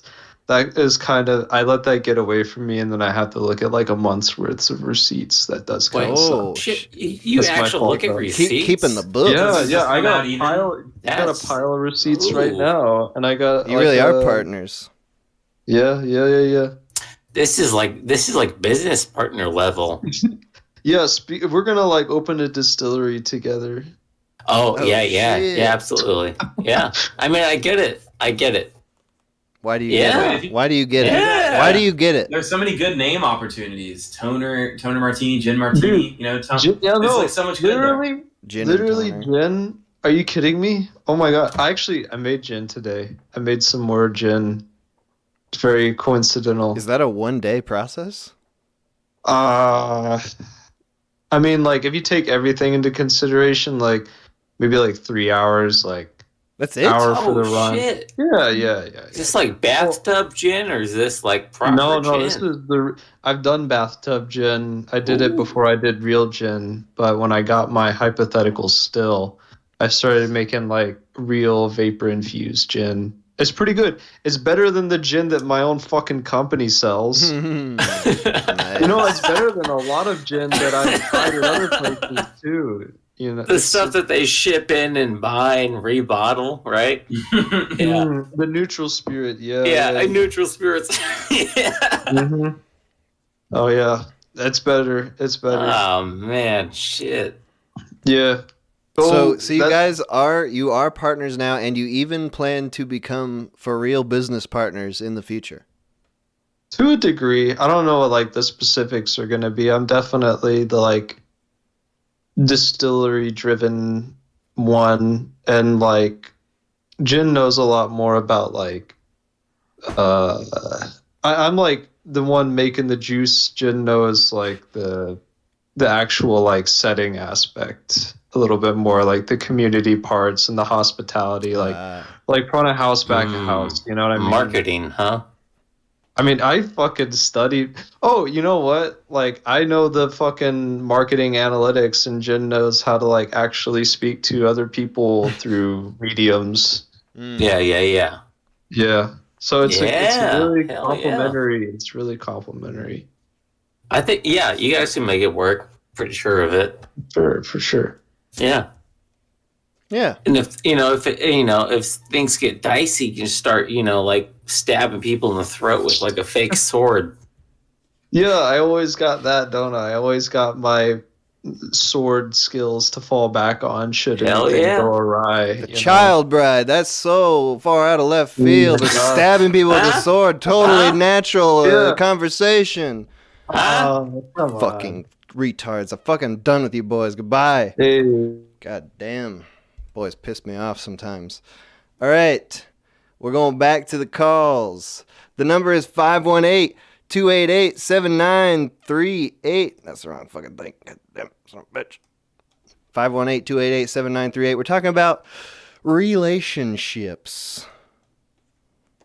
Any aspect of relationships. It could be a relationship you're in currently, one that you've had in the past, or what you want in the future. Call from Mark. Mark. Man. How's it going, dude? Good. Good. We're talking about relationships today. Yeah. I've been in a long distance one for 3 years. Ooh, damn. We were shitting on that earlier. Yeah, I heard. Oh, yeah. What do you think? Are we wrong? I beg to differ. I got out of a 10-year relationship. 10? That was hell.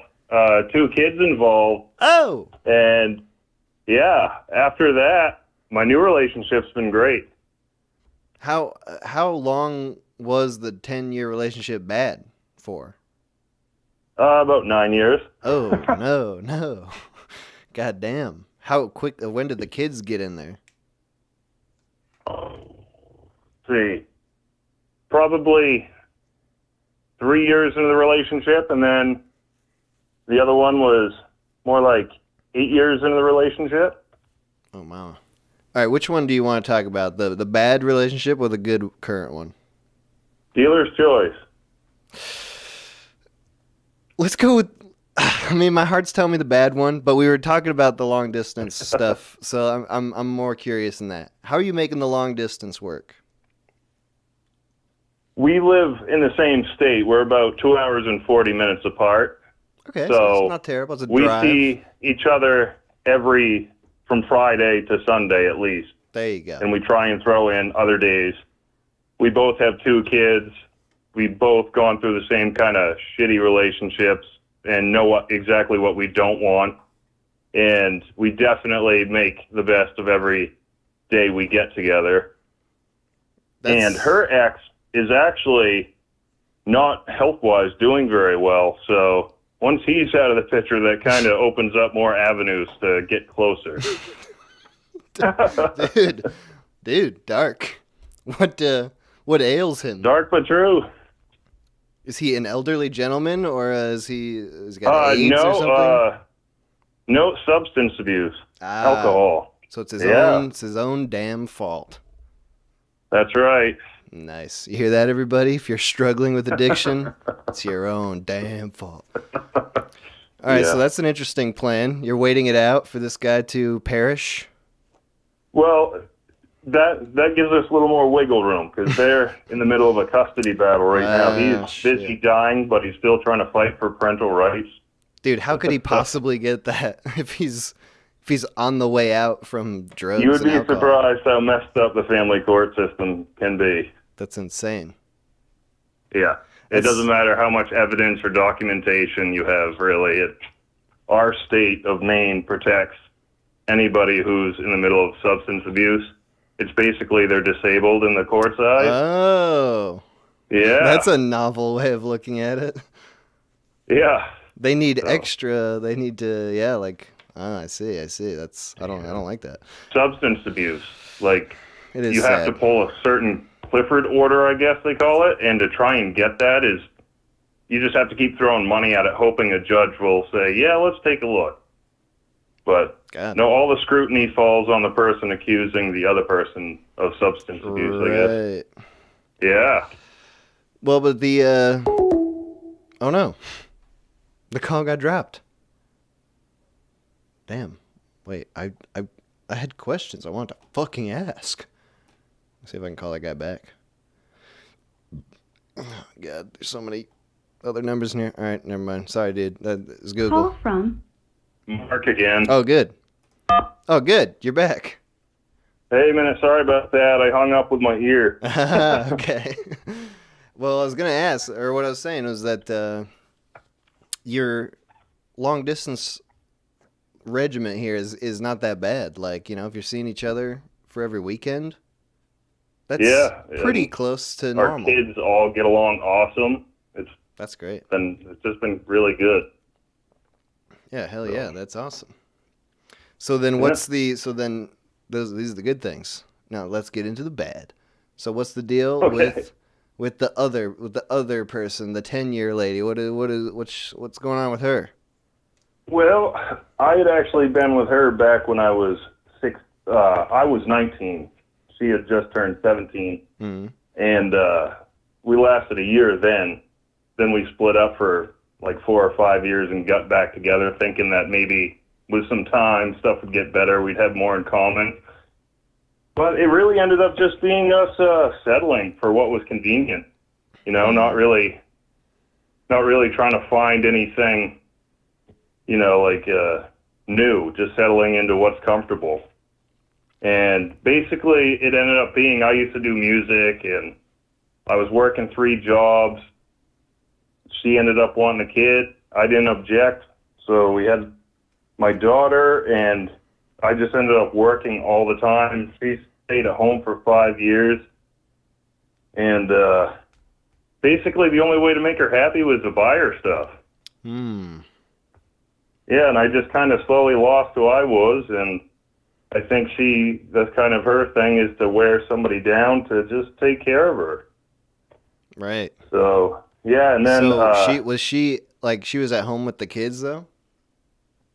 She was at home with our daughter, but I wouldn't say she was actually doing much. I'd still say I did the majority of baths, diaper changes, getting up in the middle of the night, dishes, and so on. But are they, like, how often do they see her now?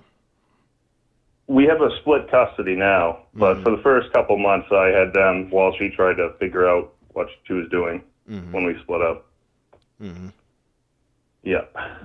So, yeah, like, what is your relationship like with her now? Like, are you minimal communication, just the essentials. Does it ever explode? It just didn't work out. Does it ever get into big arguments, or is it just frosty?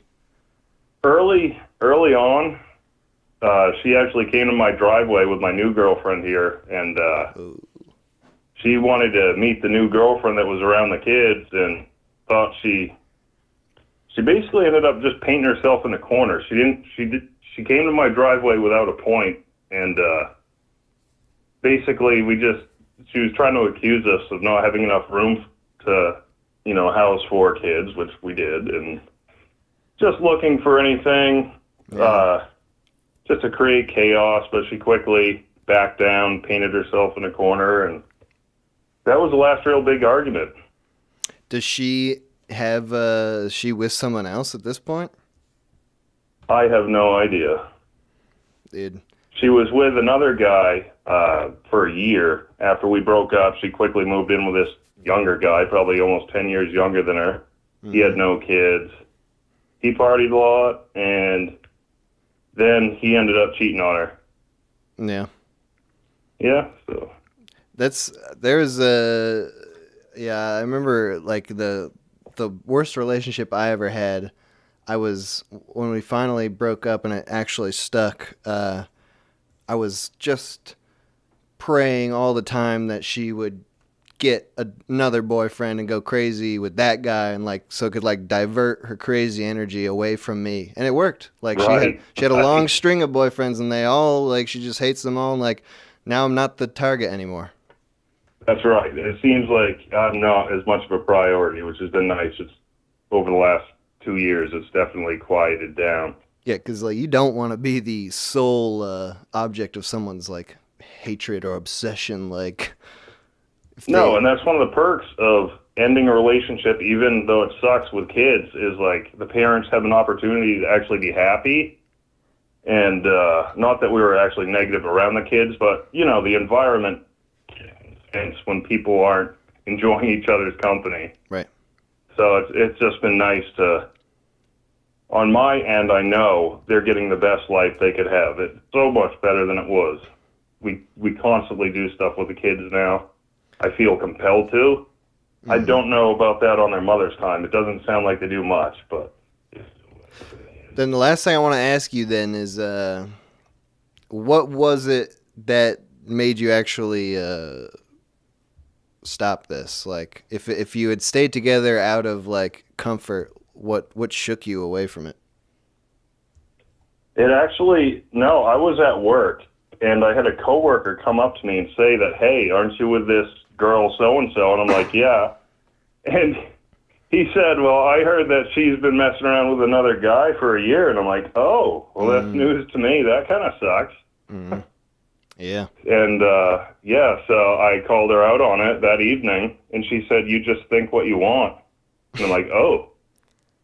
So I thought about it for 2 days, and then I'm like, "Yeah, I think you should pack up your stuff. Dude, what makes you happy?" Is that's kind of like a blessing in disguise, though, right? Like Absolutely. She gave you the out. Like, this is a perfectly valid reason to end the relationship. Yeah, and over that first month, I feel like I just woke up. Like I had been almost asleep for almost years. Yeah. Well, I'm glad that things are way better now. That sounds awesome. Yeah, it is awesome. Well, thanks for taking my call. All right, you have a great day, man. You too. Bye. Bye-bye. Yeah, I had a similar thing with one of my girlfriends. It was a terrible, terrible relationship. Kept trying to break up with her. Just wouldn't stick. So I didn't feel like I had a valid enough reason. I would say now, just, you can have whatever reason you want. You're allowed to end the relationship whenever you want. Call from Billy Baggins. To accept, press I'm going 1. to guess To this send a is voice Legato. Legato? No, it's Bilbo Baggins, man. Didn't you even listen? Oh, I did not understand what that was at all. Yeah, All right. it's Legato. Legato, how's it going? It's going shitty. How's it going with you? Yeah, you sound depressed. Yeah, I'm depressed. They gave me a vacation from work, so I'm at the house. That's chilling out. That's no reason to be depressed. Vacation? Yeah, I don't have to go work. I'm not. For Columbus Day is tomorrow.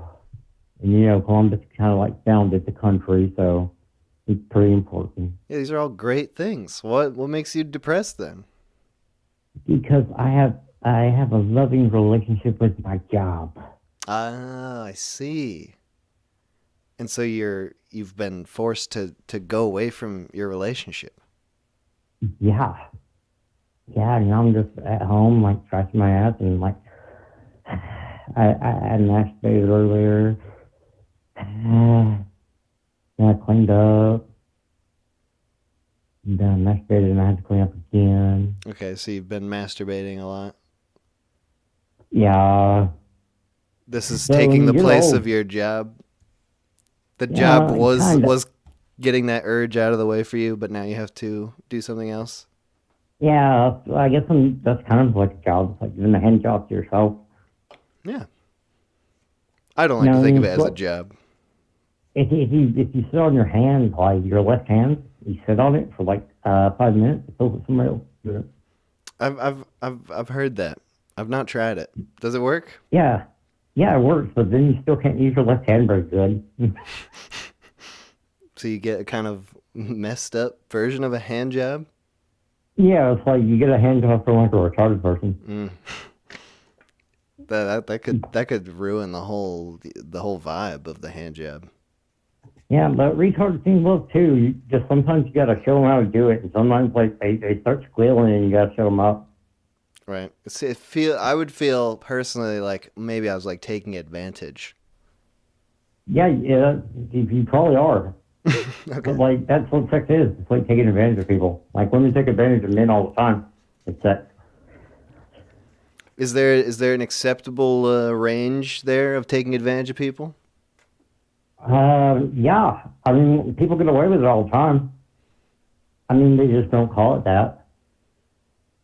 But then you can do it, and like you don't get away with it, especially if you do it to retarded people and like people at hospitals.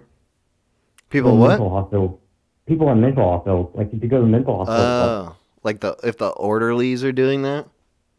Yeah, like a crazy person will go to the like head doctor and be like, "That guy raped me," and it's like, "You're crazy." It's like, okay, sure. That's like, "Get away from me." And that's like, after everybody leaves, you can look at them again and be like, "Ha ha, I was doing it. I know what I did. Ah ha ha." Like even if you didn't do it. This isn't you your probably do job, that. right, Legato? The one that you're missing so bad? Working at the mental institution? Yeah. Nah, they told me I'm not allowed around there. Okay. All right, so you're kind of just bumming around the house, looking for something to do. It's making you depressed. Yeah, well, I mean, like, I stuff, but I feel bad I'm not doing it. You feel what? I mean, there's stuff to be done. I feel guilty for not doing it. I mean, like, I got like 20 guitars looking at me. They're just looking at me. Do it, Legato. Pick that shit up. Start composing. But then I'd have to turn on the amplifier, and then I'd have to be moving. No. That's not hard. That's not even hard. I guess. Whatever. Legato, I want one day for you to send me like your punk rock album for me to play on this show. I have a punk rock album. I got some videos from Loops. Send it channel, over. but they're not that good. But they're just fun little jam things. I mean, I'm not really a YouTuber. I'm just I like going up to people and being like, hey, look, I did. I just or want to like hear when I'm it. talking about something and I need a reference. I just want to hear it for the novelty of, hearing what Legato music sounds like. Okay. I mean, some of that is not special, if that's what you're hoping for. Do you do vocals? I have. Don't really do Then it anymore, though. it's gonna be special. All right, you gotta do the vocals on it. You got a great voice. If you say so, you've never heard me sing. You don't have to sing. You could do spoken word. Dude, I used to be able to sing. Like, I could hit that high note in like 11 years. Easy because it's beautiful. Have you ever heard the song? No. Yeah, and there's like a really high F sharp. I used to be able to do it. I can't do it no more. Why not? You smoking too many cigs? Maybe, I think, though, after you age, your voice just gets lower pitch. Oh, yeah. Happens. And plus, I don't really sing no more. Actually, singing, if you sing a lot, it will fuck up your throat. Yeah. Get those Especially if you're doing nodules on your vocal cords, those little bumps that fuck up your voice. Yeah, I didn't like it. Well, so in punk rock, all you do is scream, so I guess maybe there would have been a better way I could have went about it. Dude, well, whatever you were doing, it made your voice great. Like, keep it up. Keep destroying your voice. If you say so. It's just getting better my and better. real speaking voice. Do you want to hear my real speaking voice? Yes. All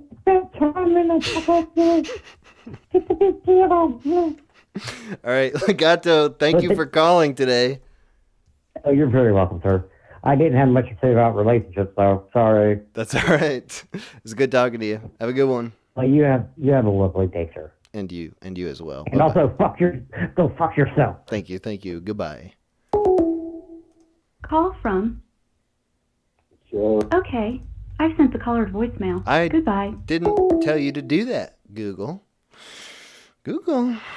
You can't just fucking do that. You must listen to me.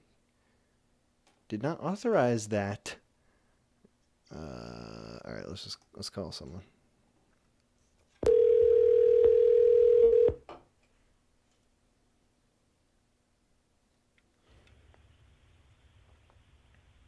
Hello? Hello? Hello? Hello? Who's this? Oh, I'm sorry. Wait, this is the call-in show that you called into. Yeah, this is Joe. I just called in and it called me back. So. Wait, Joe. Joey. Joe. Joey. Yeah. What's up? You're on now. Yeah. I was gonna talk about my ex, basically. Go for it. I met her on Yahoo. I was with her in a long-term relationship for like 6 years. Wait. Backtrack here. Like, Sure. How? Where on Yahoo? Like fantasy football or what?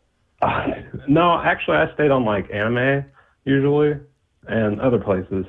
But like, I was kind of a little bit of a whore back then on Yahoo. I had, like, a harem of women that I would talk to, like in a On rotation. Yahoo? Wait, I don't even. Yeah. Okay, I don't even know how Yahoo works then, because what? Well, it was what like is this? a chat. It was just like chatting. They had chat rooms, like, and it was just really easy because, it was easy to sign in. You didn't have to think about it, so you could just get on, and then other people did it. So it kind of approach the lowest common denominator in terms of technological development. So anyway. was this strictly online engagement, or did this turn into IRL as well? Eventually, it became IRL. She visited, and then she came to live out here, and yeah. And of course, once she moved in, everything fell apart because she moved in from. She was on Yahoo. You got her from Yahoo to moving in. Oh yeah, yeah. I've been in a lot of almost all of my relationships, long-term relationships, have been online and very intense. And when you were talking about the pressure to be around the person is very low in a long-term or long-distance relationship. Really depends a lot on the kind of terms you set on that relationship from the beginning if you're in. So there's definitely room for being needy and shit. And yeah, how do you mean? You had an intense online relationship through Yahoo. What does that mean? Constantly talking. All day talking. Talking about more things than most people ever even really cover over many years of dinner and stuff like that. Tried to psychologically probe people and have them do the same to me, and people who challenge you, and you can live a very meaningful and full life online in a way. Especially for chatting. Some people have trouble they're talking directly. I'm not really great in first impressions in person, but so. Dude, if you're listening earlier, I was talking about how I much preferred email over text chat, and this is one of the big reasons why. Yeah. The immediacy of the text chat sounds like you're saying you're just you have to respond to this person at any given moment, every day, forever. Yeah, and that's fun though. Or at least that's fulfilling. Or if you're very dependent on attention and things like that, obviously it's a negative thing when you look at it from a long distance, or an adult or a mature perspective. But when you're younger and just online and there's nobody around, you gotta go where you gotta go. So would you guys get super pissed at each other, if you were messaging and the other one wasn't there and ready to have an intense conversation? Bad about that. No? We weren't too bad about it. Sometimes, yeah. Sometimes we were more needy than we weren't. But really what it came down to is lack of trust and stuff, and especially on my part. I never believed she would stay. You're you're fucking chatting with other men on Yahoo. I fucking know it. Oh, yeah. Yeah, I've definitely accused her. It's so easy. You just said you had a harem. I went crazy. Oh yeah, that was the signifying moment of my devotion to her as in a relationship. I was I'm cutting off all of them, and she was just okay, I don't even know what you're talking about. I was well, now you do. But dude, how old were you when this was happening? Mid 20, 21, 22, 23s. Okay, I've been chatting 20s. since I was 12 though. I was on AOL and shit and having a relationship. I had my first online relationship was kind of similar to yours, but just without the actually being there. It was just some faceless random person. Wait, you guys were you guys sexting? Oh yeah. Oh yeah. Yeah, that was that's cool. Yeah. Like I said, you can live a full, meaningful. Really, I kind of wish it was still long distance because I miss having that. And I've tried to develop them since. It's just so much harder to have a meaningful long distance relationship now because I will agree with you on one thing. The little thing, this person is typing. You know how Instagram or whatever the fuck it is, or Snapchat, they'll show when the person is actually at the computer or at the cursor and actually actively typing in response to you. Yeah. That kind of shit. That definitely has that kind of I have a lot of pressure on me to perform instead of just having a real natural conversation. That I totally get that feeling that you're talking about. I guess it was a little bit more abstracted for me because of Well, it sounds like you were a fucking master at this. Yeah, honestly, it's kind of messed up because, like I said, this was my only conduit for meeting chicks, right? To just talk to people. I'm never the bar type or projecting myself as somebody that I'm not, so I can get into somebody's pants. Like, I want to be the person I am, and then talk to them. You know what I mean? Like, so you that find was the only place that I could do it. It's easier for you to be yourself when you're not like face to face. Is that what you're saying? Yeah. Oh yeah. Because there's this mask that people have to put on a propriety whenever they're going around, and that's like the main appeal of the internet and anonymity and stuff like that in the first place. You don't have to wear any of that, and people will shovel shit on you, but people won't be like violent with you because they can't touch you. Like that's about the only. Like I can't be myself necessarily, and I've tried. I've really made a devoted effort to be who I am and not make any compromises, and I get shut out of communities because of it. So, I have to tailor myself in ways that I don't particularly care to do. If I'm trying to have a meaningful relationship with someone, I want to be able to tell them everything. So being able to have that honesty is really difficult if I'm wearing a mask all the time.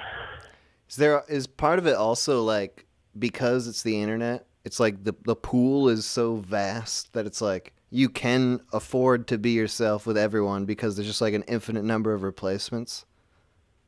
Right. Well, yeah. I mean, you'd think that, but in the end, after no matter what kind of relationship you have, you end up kind of burning out your oxytocin.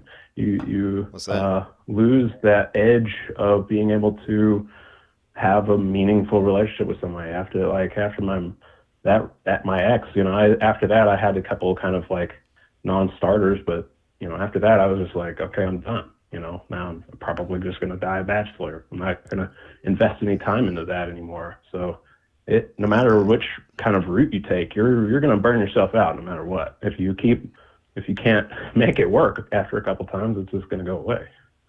Dude, that's a depressing thought. And that resonated with me. Like, so you're saying that if you really pour yourself into relationships, you can only do that so many times before it's just like you learn that like it's just not gonna work. It's just not worth the effort. Yeah. So I called it my firing my oxytocin bullet. What does that mean? What is oxytocin? Well, oxytocin is the love hormone. It's something that you produce whenever you're around. It basically helps regulate bullshit whenever you're around people. And to help you decide who you love and who you're showing affection with and who you don't. I'm pretty sure it also, definitely affects like negative emotions too, but I'm not 100% sure on that. I would have to. So is what you're talking about have to do with you or the response that you get from people? Like, is it like it's not worth it for you at this point because like it hasn't worked out in the past, like you've learned that it won't work, or is it I don't know, can you explain it's mostly a lack more? of faith in myself, I would say. Okay. It's not that I don't believe in other people being good enough to be in a relationship with me. It's more like I feel like I've failed so many times that I probably shouldn't involve other people in a relationship that I think probably isn't going to work out. It's just a mean thing to do to people because I can involve myself with people very easily. Like, I'm not like incapable of being charismatic or being charming or whatever, but I just... Dude, you know what I think you need? A hot older lady. What? You got to find a lady who's those are the only chicks that are into me in person. They're into me in person for sure. Because they're you in the future. Like they've already done this thing that you're talking about. They're feeling the same way, but then you guys can be kindred spirits. I'm basically waiting until I'm old enough for it to be fine, and then I'll be at that right generation. Yeah. Because I like to be with somebody my age, kind of. Right. But maybe that'll never happen because I'll be their age. I'm constantly chasing. Anyway, I'm screwed. No, it's gonna work. It's gonna work. There'll be a perfect lady, a perfect hot older lady.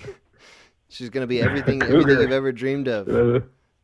I think of cougars like cougars like in the 40s. We don't want like a divorcee. We just want like a. I mean, I guess she can be divorced. We'll figure it out. I could be a little too honest and say that I've been like there's a tendency for like as I've gotten older to have to look for different places. I can't like hang out in Discord looking for chicks because they're all too young. Right. I have to go like there's a place called Wire Club. It's basically like the most seedy fucking Flash-based chat browser thing that you could just possibly imagine. And you're like, why is this dinosaur still living? Basically, all it is like a whole bunch of like lonely housewives cucking their husbands to like dudes they see on. What was this called again? Like Wire Club. Wire. WIRECLUB.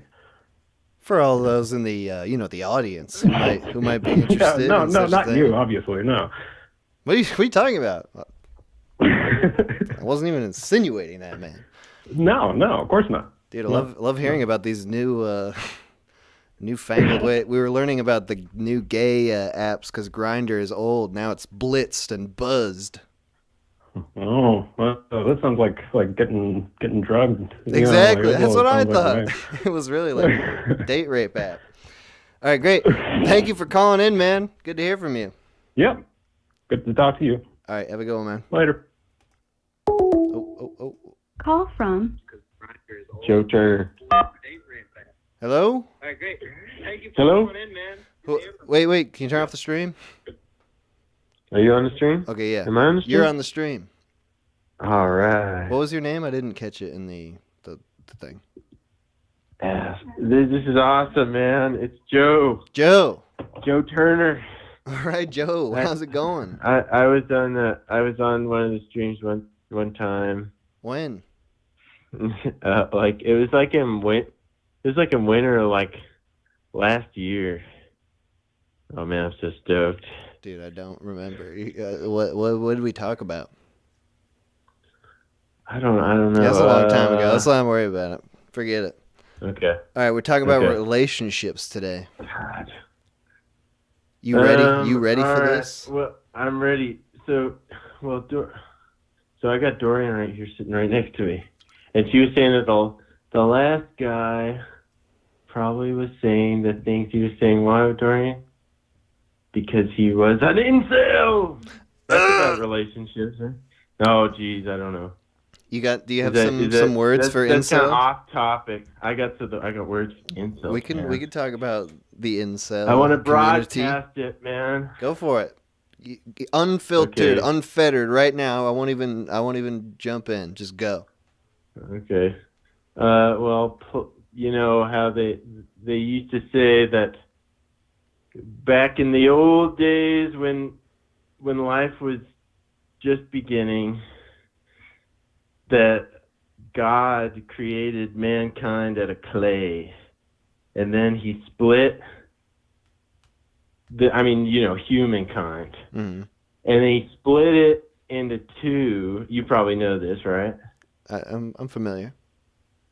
Yeah, I think we're all familiar. But keep going. So anyway, well, yeah, you split it into two, and then you got to sort of find your other half. You know what I mean? And it's like and then it's like a craving, like a hunger within you to be complete. You know what I mean? Yes. And then so the incel is like an invalid, and they have to be destroyed. Do you mean that, like they just don't have another half? Is that what you're saying? You know, maybe they don't. Maybe they're not half enough to earn the other half of themselves. Like they're even less. They're even less than half. Less than half. Yeah, which is it's a crying shame. Maybe that's why they find each other, because they're all like 1/8 or 1/64. Well, you don't want to be 1/8 matched up with another 8, because then you'll only be a sixth of a person or whatever, a fourth. That's why I need the whole incel community. Like maybe they're 1/1000. The whole exactly. And all man. together, That's why they get together. That's why they get together, because they're all fractions, and they get together to become a complete half. They become a fake whole male person. All right, so I'm sensing some animosity towards the incel. I got it. Animosity towards the incel. It's true. So did Well, an I had this incel do friend, you you wrong know. or something? Okay. Well, incels can't really be wrong, dude. So why Is that what you're asking? why do they bother you personally? Well, you know, they come around and they just want to have, you know, they want to take up my time. When? In what scenario? Well, you know how incels are, man. I don't know. You know, they come around and they want to come take around? your time up. When do they come around? Well, they come around every once in a while, and they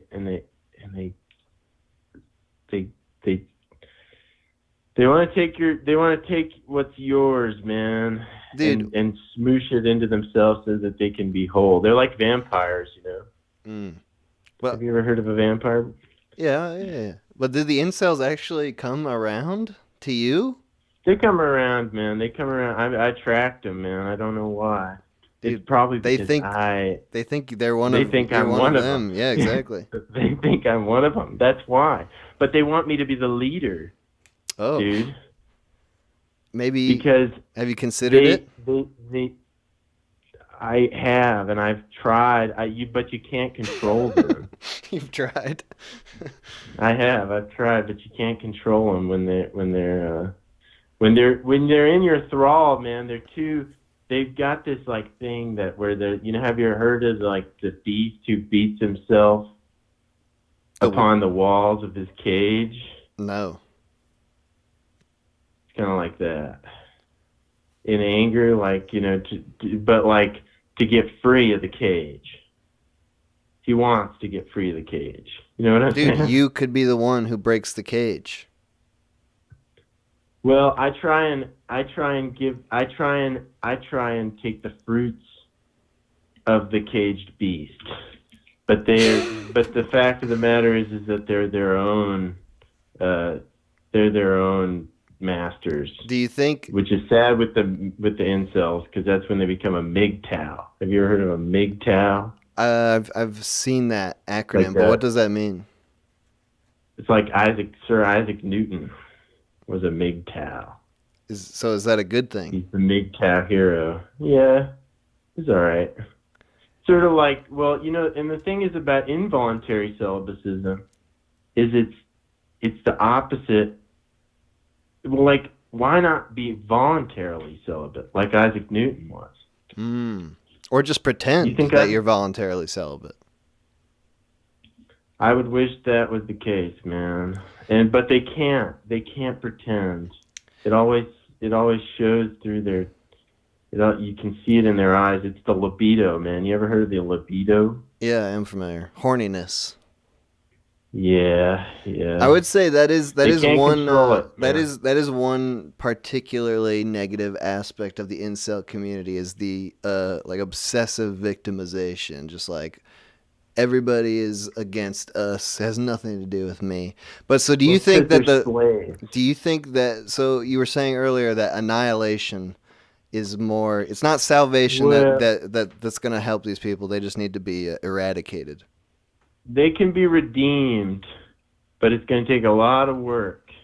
What do they have to do? You see? Well, they got to start reading, man. They got to start reading the ancient texts. Like biblical or? Yeah, you know, you could read the Bible, you could read the Torah, you know, or like, you know, you could get a math or something.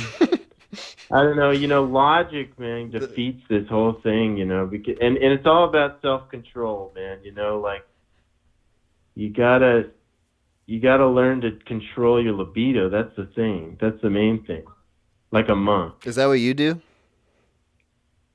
That's what I try to do, man.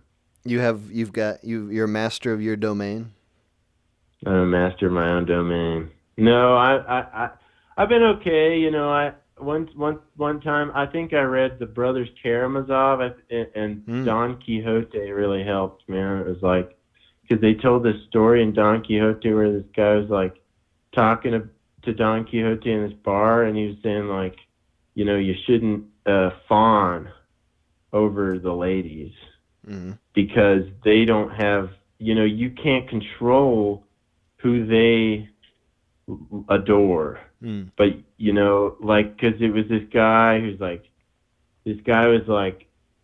he would like fawn over this chick, and then he starved to death because he was so sad. So it's like, and you should also not, you shouldn't test your love either. That's another lesson from Don Quixote. It's almost, I mean, it's weird. It's like the way that you're describing it, it's like these incels, like they love women. Yeah. They love women. It's almost like they'd be better if they just hated women. But I thought that was the thing with incels. I thought incels hated women. I thought that was the whole point. Incels hate women, but they also love them and are obsessed because they love them. They hate them because they love them so much, and because of what that love does to them. It gives them a boner. Like it makes them want. It not only gives them a boner, but it makes them want to die. But that's like very romantic sounding. It's kind of romantic, and that's the trap, man. Is because you want to sort of be romantic, and you want to have a romantic viewpoint on the ladies for some reason. I think, and I kind of blame Disney. It sounds like the opposite of this is to just be like unfeeling, be like, women don't matter at all. I'll fuck whichever woman likes me, and I don't care at all about women's approval. I'll just do whatever. That's right. That sounds like shit. That sounds like a horrible life. Well, once you get that attitude, then the women start to flock to you, like you're like. Well, that sounds like a goddamn nightmare. It is a nightmare, man, but that's life. You gotta take. God plays a little game with us. We're his little puppets. But so it's okay. Romanticism is wrong. It's about cold hard taking it whatever comes your way and being happy with that. Well, we're animals, man. I mean, like. Love is a no sham. better than horses or dogs. Love is not real. It's a sham. It's just whatever. It's not real. Whatever woman happens to adore you, you better get in on that one, or else you're gonna be wasting your life. I don't know, man. Maybe not. I'm fighting for the incels right now. I'm going pro incel. You've convinced me to like the incels. Well, the incels are the ones who the incels are the romantic. That's what I'm saying. You're making me like the incels. Well, if you like the incels, you got big problems. But maybe, dude, because you love the incels, that means you're still pure, man, and you still have innocence. Dude, all right, it was good talking to you, man. This was an illuminating discussion. Well, I don't know, man. I'm very pro incel now. All right. Hey, wait. Oh, I got one thing to say. Go for it. Oh man, I'm a huge fan. Thank you, man. All right. Okay, good. That was nice. Right. That was nice and quick. All right, have a good one, man. Bye. Bye. Hell yeah, pro incel. That guy might maybe he's not the There's maybe a deeper discussion to be had. I don't know. I was a little lost, to be honest. All right, we're going to take a break. We've been doing this for an hour. Let's take a break. Go back to the music. Again, the music from the stream is from infj and their album Sanctum. The link to that is in the description of this video. It's a Bandcamp link. It's a pay your own, whatever you decide, album. So free if you want, but you can also pay some money if you want to support the artists. And, of course, you should if you got some dollars to spare. So yeah, if you enjoy this music, go ahead and follow that link. We'll be back in about 6 minutes.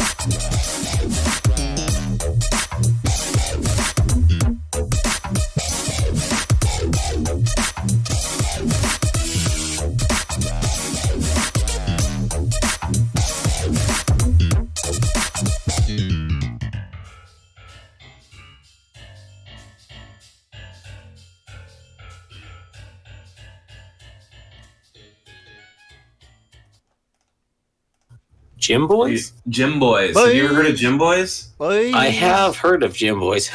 What's a Gym Boy? Gym Boys. We're talking about fast food, as usual. Oh, shit. Back to food. Yeah, always, baby. What is a Gym Boy? Gym Boys. Tacos. There's no single Gym Boy. It's just, well, there are the boys, and then there's Gym Boys. Wait, is it a place or a food item? It's a place. Is Gym Boy Tacos the one that has like the quote unquote American style or whatever? It's got like the Parmesan cheese on the tacos, or is that a different one? I don't think so. It's just tacos. Shit. Yeah, it's super greasy. There's a place I went in like Reno, Nevada, that had special tacos. I can't remember what it's called, and I'm not gonna look it up right now. But like they had like kind of like Jack in the Box style tacos almost, where it's like it's got like the full. Oh, I mean that looks like no. I don't think that's right. Parmesan though. I don't think that's Parmesan. That's Parmesan. That's just flour. I thought. Is that Parmesan? No. Jim? I've literally never known what this mysterious white powder on the taco is. Have you never read a menu? Jim no, Boy's Tacos. I just say, give me 6 tacos and I eat all 6 in one sitting. I think dude, I think that's the place I was thinking about. Yeah. Okay. It's their signature dish, the taco, is dusted with Parmesan. Yeah. I went to one of those in Nevada when I was visiting my sister when I was doing some like flooring shit. Yeah, they're good. Hell yeah, they're fucking great. They're really good. All the damn time. That's kind of like I guess it's because of the like Parmesan, the grown-up actually. version. It's like the grown-up version of like the Jack in the Box taco. It's kind of got that same greasy whatever feel, but it's got the Parmesan and this other flavor going on. It's more complex. It's good. It's good. Moxie, you talk up those Jack in the Box tacos. They're fucking good. Those things are awful. No. Hold on. Yeah. 1 second. Yeah. I will say, actually, when I was growing up, I did not know Jack in the Box was a burger place because I would only go there after my dad we would work in the yard and be like, hey, let's go out to eat. And be like, oh, nice. And go to the Jack in the Box. And he would ask us, how many tacos do you want? That was like, I thought Jack in the Box was a taco place probably for like 4 years. Well, your dad was probably afraid you would get E. coli or whatever the fuck, you know? No. When they poisoned everybody and killed everybody? He used to tell me stories about how great that was. When like all the E. coli shit was going on, he'd be like, dude, I remember going to Jack in the Box and they had these special deals because everyone was scared of eating there. I could get a jumbo jack and 2 tacos and this, and it was like $1.99. Like he would like brag about like eating at Jack in the Box when everyone was scared of getting poisoned. I was like, but yeah. Okay. Someone wrote a comment. Remember when Jack in the Box had that big botulism outbreak and like 60,000 people died? I think that's not what happened, but yeah. I kind of miss Jack in the Box. There's way more better fast food on the West Coast. Yeah. Yeah. West Coast is like the primo. I mean, actually, probably somewhere in Arizona, like Phoenix, is like the prime spot between Texas and the West Coast. But like West Coast, for fast food, like that's where you're gonna get things like Blake's Lottaburger or like whatever the Texas. What's that one? Rootin' Tootin' Burger Boys? I don't know. There's all sorts of stuff. Yeah, it's just like that's the prime spot when it comes to the fast food, like clash. But yeah, the West Coast is good. Yeah, Whataburger. Whataburger is what it was. I saw it in the chat. Like the Northeast is where I live, and I don't think we have any specific like regional fast food chains. It's only like the national ones. That's got to be the worst possible circumstances for fast food. Toner, there's no Chick-fil-A like within 200 miles of me. Who gives a shit about Chick-fil-A? Chick-fil-A sucks. Wait, I give a shit about Chick-fil-A. Chick-fil-A fucking rocks. That's good. Chick-fil-A sucks. What's the better? If you got Chick-fil-A and KFC, which are you gonna pick? Oh my god! Don't get me fucking started on KFC. Holy shit! That's not a good comparison. They're fried chicken places. Those are the only options. Like I only have KFC if those around are here. the only options, That's what I'm saying. That's what I'm saying, you fucker. There's no options. Not what it used to be. It is not. My childhood KFC, the KFC in fucking Kentucky. You know the KFC. Oh my That's god! what the C stands for. So good. Yeah. So good. When I go back now, it's unfathomably KFC is awful. You know, I'm yeah, gonna have KFC has sucked for years, decades. I'm also a hater. A decade ago, it was fucking nice. It was nice getting KFC bowls and shit. I'm gonna have to go to fucking Japan now to like taste what it's good like. It should be. Kentucky chicken's popular in Japan. Why? Why? It's not good in fucking the place where it started. They probably make it better over there. They make everything better. Moxie, over there. what is the chicken place? What's the fast food chicken place? If it's not, it depends where you are. Like Popeyes. Okay. I remember when I was growing up, Popeyes, I could get a leg and thigh for like 99 cents on Tuesday. God, spicy. Damn. That was good. That is good. Church's chicken. Isn't that the one that they said like black people was making them infertile? I don't know. All I know is Church's is bad for the most part, but there's a location down in Pasadena near like the people who I would go do the AV gigs with within walking distance, which had like bulletproof glass. That was like the best fried chicken I've ever had. Every time I go down there, I would try to go to that Church's and get fried chicken. I'm jealous. Best in the world that I've had. I've tried Church's in like 2 other locations and it was shit. Chester's, what you see on the road at like truck stops, that's shit. KFC is shit. Popeye Spicy is good. Church's is sometimes good, depends on the location.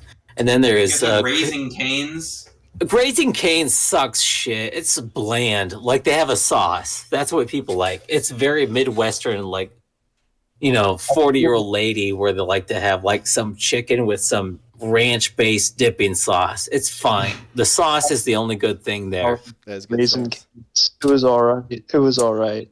Yeah. Crispy crunchy chicken is good. I've had that at a few different places. That's like a gas station chicken. That one is pretty good. They don't have none of this shit near me. It's only I don't KFC. know. I don't really try to go east of the Mississippi because everyone there is I'm gonna censor myself. I was about to say some bad word. Oh. All right, hey, so to get out the fast food. This is the last caller. I know you guys weren't listening to the stream. We're talking about food. The last caller was talking to me about the incels, the incel community. And he was trying to make the argument against incels, but he was making me very pro incel the whole time. Dude, I think most people that are labeled as incels are just not even involuntary celibates. They just hate everyone. So it's almost like kind of voluntary celibacy and also just anti everyone. Misanthropy. I agree. Just general antisocial behavior. Yeah. Yeah. So. Yeah. And I mean, it's kind of like it's weird. Where there'll be stuff. It's like, these people are really focusing on self-improvement. This is some incel stuff. It's like, no, I think that's self-focused, and they're not trying to get their dick in something. Right. We get to hear about like the most fun incels, like the kinds that like are trying to combine their psychic powers to force women into like some sort of slavery situation. But that's not the majority of incels. They're mostly just antisocial, regular weirdos. Yeah, I don't know. I don't really want to talk about that. We were talking about food, god damn it. Dude, we're not going to talk about food. If you're going to keep talking about food, I'm ending this segment right now. I'm ending this segment right now if you're not going to talk about something that has to do with relationships. Okay, relationships. We're not doing My food. relationship with food has been complicated.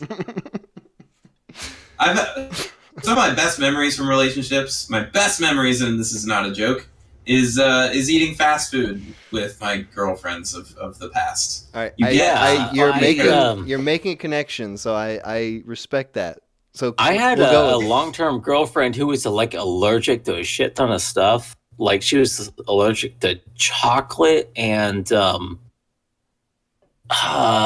beer and just like all sorts of stuff where yeah, dude. Yeah, so like there was I did a lot of cooking at her place. Like that was one of the big things, was just cooking and hanging out, and with her family as well, because she lived with her family, because it was California and she was like studying the arts, so of course she lived with her parents. So yeah, just like a lot of cooking and hanging out and food stuff. Like that's a lot of like my relationships with people, is just like either cooking for them or eating with them, or like, because like there's a lot of like there's a lot of situations like with my friends where they'd be like, hey, let's get food, and go like, no, I'm gonna tell you what, I'll cook an entire pan of food that will feed all of us for $7. Instead of all of us spending like $60, $70, $80 on some stupid bullshit takeout food. So like for me, like food is a big thing with my friends hanging out. My relationships, I should say. Thank you. Yeah. Yeah, cooking is that is good. I'm getting into this. I appreciate that this is about relationships, because that's one of the worst things about relationships is how fucking expensive they are, because you always got to go out and do shit, but you don't actually. You can just they're stay not. in. You just gotta meet the right people. I've just said that, you fucking idiot. Why don't you fucking listen to me? I'm backing you up, you piece of shit. You just said no. You can't back someone up when your first word is no. You misheard me. Okay, I'm sorry. I'm getting angry. I take it back. Jesus Christ, this guy. Can I call you a guy? This guy. God damn. The mishearing hour over here. Boys are really fucking pissing me off today. Okay. You alright? My speaking of food, I have a rant now. I'm ranting. It was my birthday this year, and my birthday. Thank you. It was my birthday this year, and for my birthday, which was all the way back many months ago, I was still dating my most recent ex. We had been dating for over a year, and we broke up a few months later.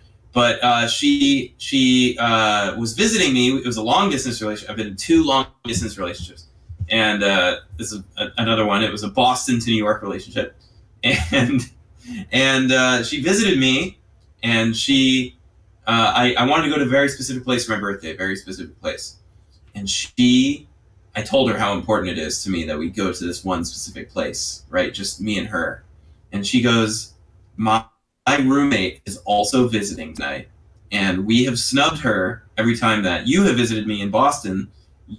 We have snubbed her, and I feel bad, and she's angry at me. We have to get dinner with her tonight, her and her boyfriend. So it's not going to be a romantic one-on-one. It's going to be a 4-person dinner. Strike 1. Strike 2 is that I was like, all right, that's fine. But then she says, my roommate cannot go to this place that you want to go because she can't eat anything there. She's vegetarian and she can't eat anything there. The place I want to go is an Italian place. It's just a regular old family Italian place. Chuck E. Cheese. And Chuck E. Charles Entertainment. And so anyway, I was like, well, what place would be acceptable to your roommate?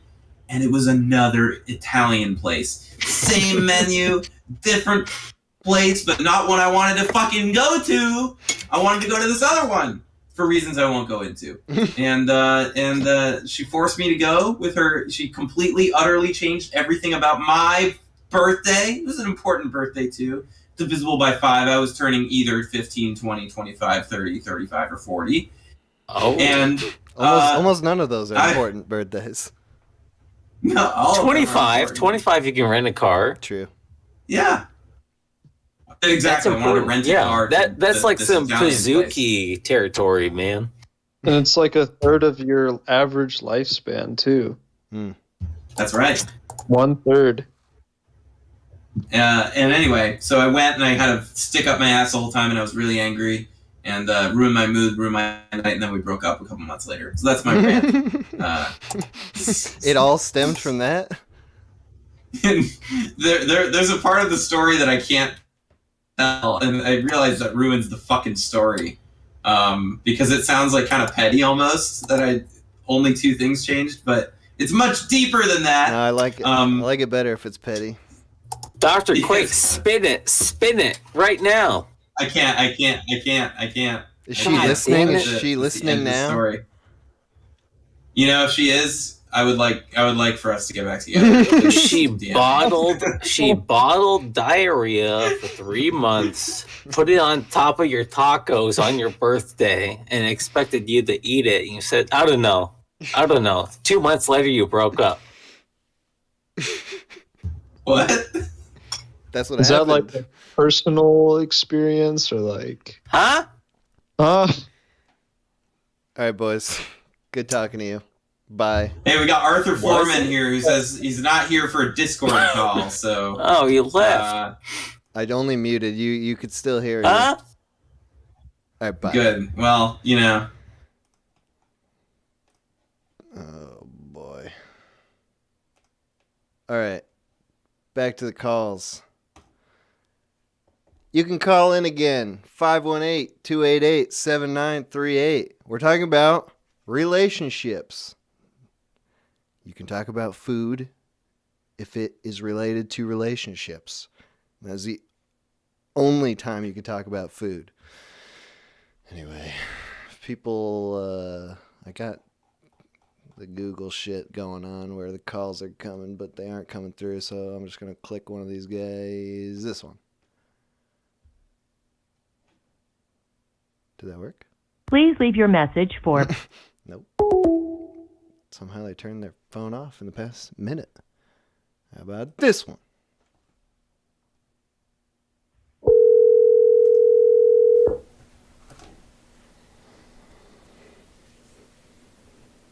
Yo. Hello. Yeah, this is David. David, what's going on? Yes. Not much. Just sitting here drinking. This is my first time calling in. I called like 40 times. Oh, shit. Well, dude, here you go. You're on. What can I do for you? Thank God. Not much. Just want to bitch about my bad relationship. All right, perfect. Go for it. Well, I grew up as a nice Christian boy, so I didn't really have a good experience dating. I wasn't allowed to date until I was like 18, and then by then I didn't know how to. Right.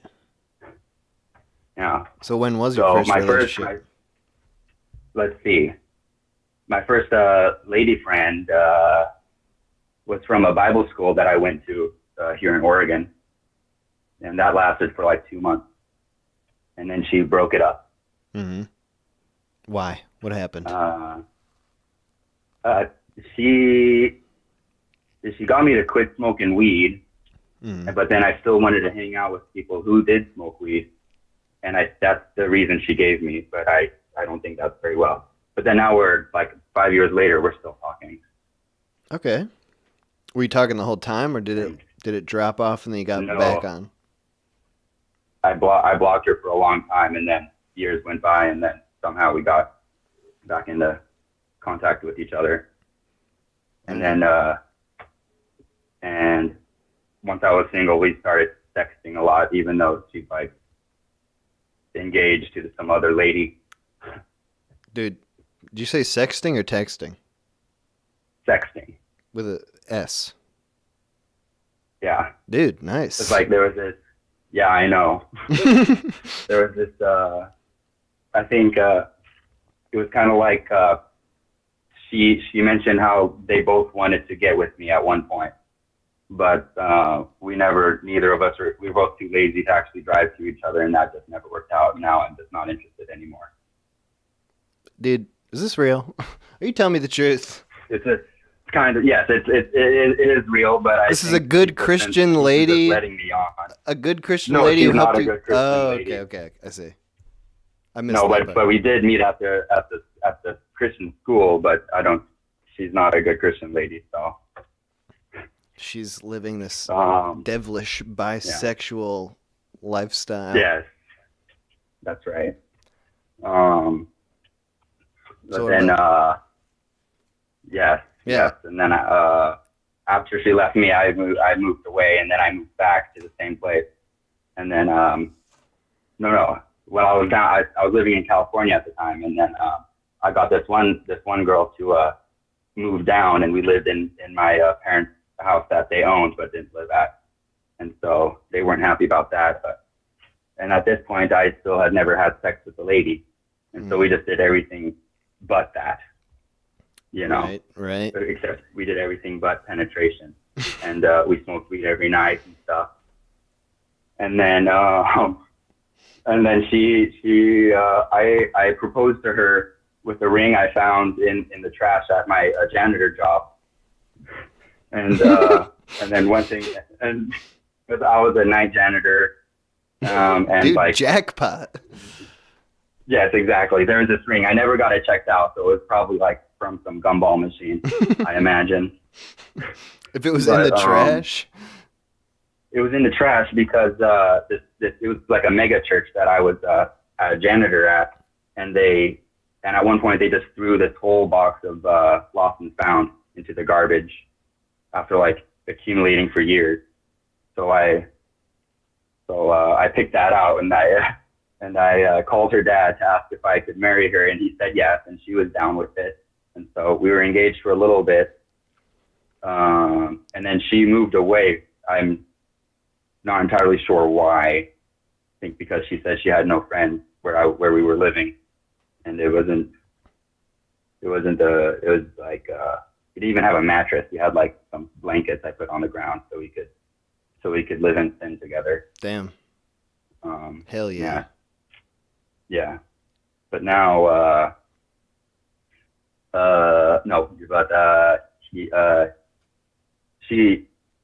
we texted a lot and we called a lot. And while I was working at my job, she told me she needed a break. And then I called her after work, and then she broke up with me. Damn. So. Wait, so that's where we are now? And then after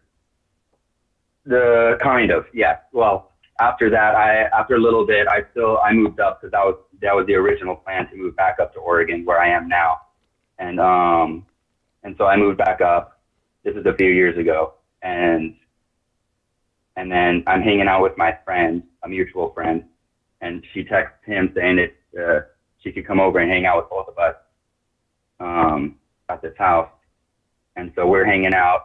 I'm like, I don't know. I don't really want to see her or talk to her, but it's also intriguing. And at this point, I had never had sex with a woman before because I was feigning to be this good Christian boy. Mm-hmm. And then so we hooked up that night. Score. And yes, we fucked on the couch, and he saw us. I guess he tells me he saw us. He like peeked his head through the door, and then he quickly shut the door. We were in the living room. So good prank on him. So it all worked out. Yeah, kind of. She asked me if we could get back together, and I said no because she's kind of bad news. And then in the morning after we slept together, she like recalled, and she's like, "Did I ask you if we could get back together again?" I was like, "Yes." And what'd you say? I said, "No." She's like, "Okay, good." And then for like a week, we would hang out every few days, and then we were like fucking every now and then we were gonna be like, we were friends with benefits for a few days, and then she cut it off, and then we basically never hung out with each other ever again. And she now has a boyfriend who with the same name as me. Yeah, this older guy. So how long were you doing friends with benefits? That was like for 4 days, so I can hardly call it that. Oh, okay. But that's what she called it. That's what she said. So like, was she trying to get together? You said like when the next day she was glad that you didn't want to get back together, but she was lying. Yeah, I don't know. We had like a bunch of drink and we were really high, so right. I don't know. Maybe it was just all in. I assume it was all just in the moment. Yeah.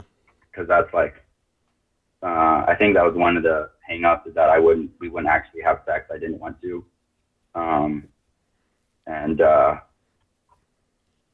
And I was kind of, I was like with my parents all the time, the two of us. I was kind of a mama's boy, and that probably turned her off big time.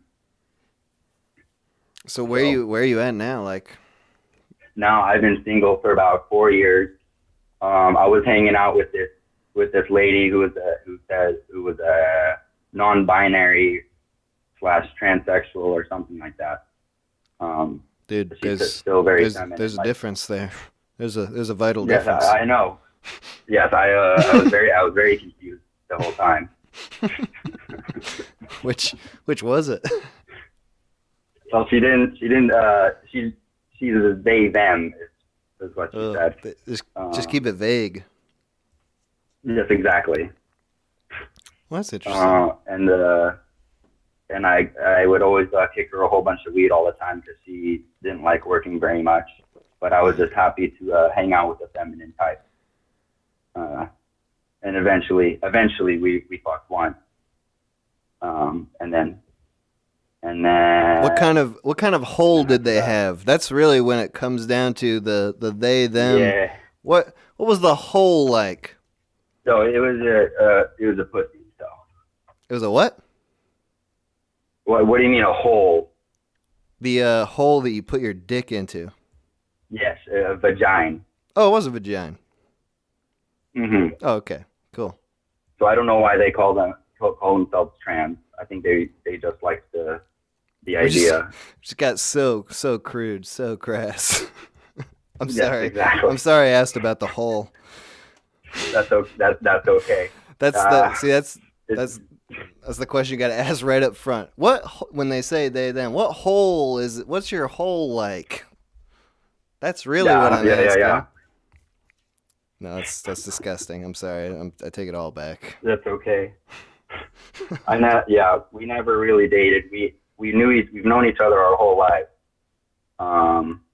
And we didn't want to get our strings crossed, but that kind of happened. And then she started seeing this other dude all the time, and we stopped hanging out as much slowly. And then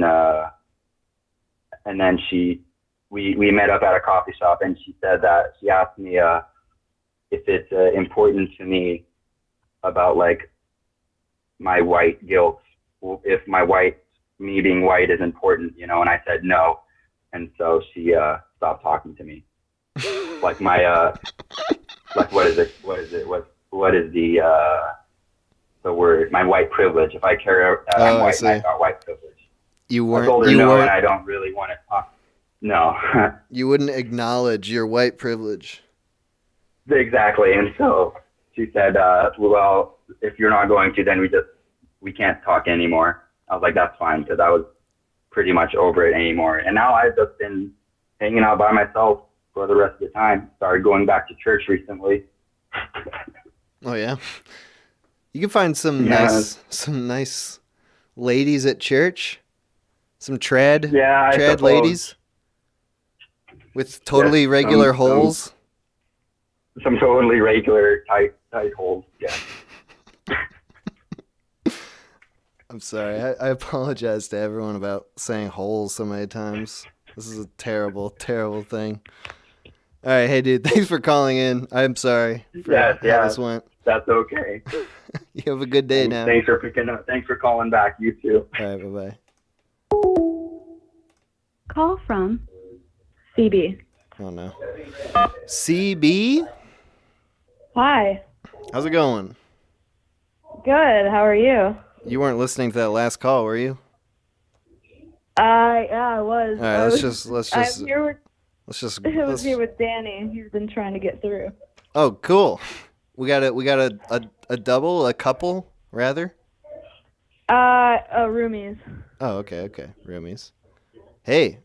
So Well, we were we are exes, actually, so. Whoa. This is what we like to hear. So how's that work? Yeah. Hold on, I'll put you on speaker. All right, cool. So firstly, I just want to say, I called in one time. I was super fucked up. And I had a blast talking with you, man. Do you remember what we talked about? No, but I do remember someone saying, I'm the reason why the world's going to shit. Oh, nice. It was on your last call-in show. You said it was going to be the last one. Yeah. I was the one who admitted that they're kind of fucked up and fanboyed over you for a little bit. I did sign up for your Patreon, by the way. Hell yeah. Thank you, man. Oh, absolutely. Sorry, we got a couple boys here. We got all our friends here, so we're a little excited. We'll try to. They're a little excited to talk to you. All right, cool. Hey, what are you saying? Hold on, we'll let you talk. No, I want to hear you guys talk. What are you saying? All right, Chris, hold on here. Alright. Yo, so I have a wild ass story about one of my best friends. He grew up, or he moved to Spring Hill, and he banged this girl that she like banged him off of false pretenses because he was rolling up to the roller rink, right? Mm-hmm. And she stopped his car. He had like this Mercedes at the time or whatever, and she was like, "Hey, are you Glenn?" And he was like, "Yeah, I'm Glenn," or whatever. And he had his cousin in the back, right? Wait, what? You dropped out for a second. He had what in the back? He had his cousin in the back named Jay, which is my other friend, right? Mm-hmm. So, and she's like, "Are you Glenn?" And he's like, "Yeah, I'm Glenn," or whatnot. So, so they're at the roller rink. At the time, he was like 19 years old, and it was the only place. Yeah, it was the only time in Spring Hill when you could like go to anything like underage or whatnot. Mm. And so he takes this girl back to his uncle's house, right? And his uncle is out of town. He's in Cuba at the time. And yeah, he's in Cuba at the time. He tells this girl that it's his house. Nice. So he goes around the side, like he's like, "Oh man, my keys don't work." So he goes around the side and he like breaks a window, gets into uncle's house, right? So he gets into his uncle's house, opens the door or whatever, and like lets the girls in, or the girl in. And then, you know, not to draw it out, he bangs this girl or whatever in the bed. Mm-hmm.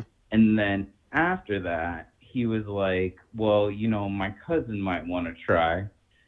So his cousin goes in the room, and then like 4 minutes later, like he comes out of the room. He's really upset. He's like putting on his shirt or whatever. He basically, long story short, he couldn't get it up or whatever. And dude, then that's not that. Who is this lady that she's just like ready for the fucking carousel of dudes? Yeah, some girl in Spring Hill, Florida, that was just like down for it, and apparently whoever's name is Glenn that lives in Spring Hill is like a really popular guy that he has just impersonated. Wow. You know, and so, anyways, he's impersonated this man. His cousin comes out of the room, and he was like, yeah, whatever, she's trash anyways. She's upset because he couldn't get it up. It was sad. And then, you know, fast forward, you know, a week or two, his uncle, he calls his mother and is like, somebody broke into my house, you know, and like, I don't know what they stole, but somebody broke into my house or whatnot, and blah, blah, blah. I called the police. I had them do the DNA test. And then my friend, we'll call him Bob or whatever, which is dangerously close to his name. Anyways, so we'll call him Bob, is like, yeah. So Bob, he gets freaked out and he calls his mom and he's like, it was me. I slept with this girl because like they were talking about they got semen samples and stuff like that. And he has no reason to really be freaked out because he doesn't know how DNA works because he's never been accused of a crime before. Right. But he was like, he called mom and is like, yeah, it was me, you know, and then his mom calls his uncle or whatever, and he has to like call off the entire search. After the whole thing or whatever, his uncle is like, well, somebody took a shit in my toilet and didn't flush it. That's even more DNA. Yeah, apparently this girl took a dump in his toilet, but what I'm most like concerned about overall is like this girl thought she banged this dude named Glenn, and then at some point or another she must have met Glenn and been like, who the fuck did I have sex with? Because that was not Glenn. But she was also willing to just have sex with anyone that Glenn knew, like Glenn's cousin. Yeah, well, like she was willing to try it out, you know, but Jay, oh damn, that was his real name. Anyways, Jay just couldn't, you know, get it happening or whatever. And apparently after it all, she had to take a dump and did not flush the toilet, which is massively disrespectful. We got one more very good story to tell you. That was a very good absurd story. I'm ready for the second one. Hit me. All right. Do you want to tell it? What's the story? I don't even know what the fuck you're gonna say. Oh no, but you. Sorry, man. So I was gonna let you continue. I mean, I don't know how spicy we want to get here of the truth, but I mean, our relationship, 5 years, met in high school. He was pretty crazy, I would say. I am older than him. Crazy in what way? Like, is he a drinker? Not a drinker, but you know, he likes to smoke. Teenager with untreated mental issues. Nice. Let's just say I have taken the fall down some stairs before. Ooh, ooh, that is spicy. It is spicy. And then at one point he wanted to open up the relationship, which then I want to make a note that I was like 16 at this point, which is not an excuse, but still, just the insanity of it all, I thought it might be a little bit. You guys, this is an interesting story already, but I can tell it has a happy ending. You're all living together now. Yeah, I mean, It's eventually. Can I say the whole thing? Say what?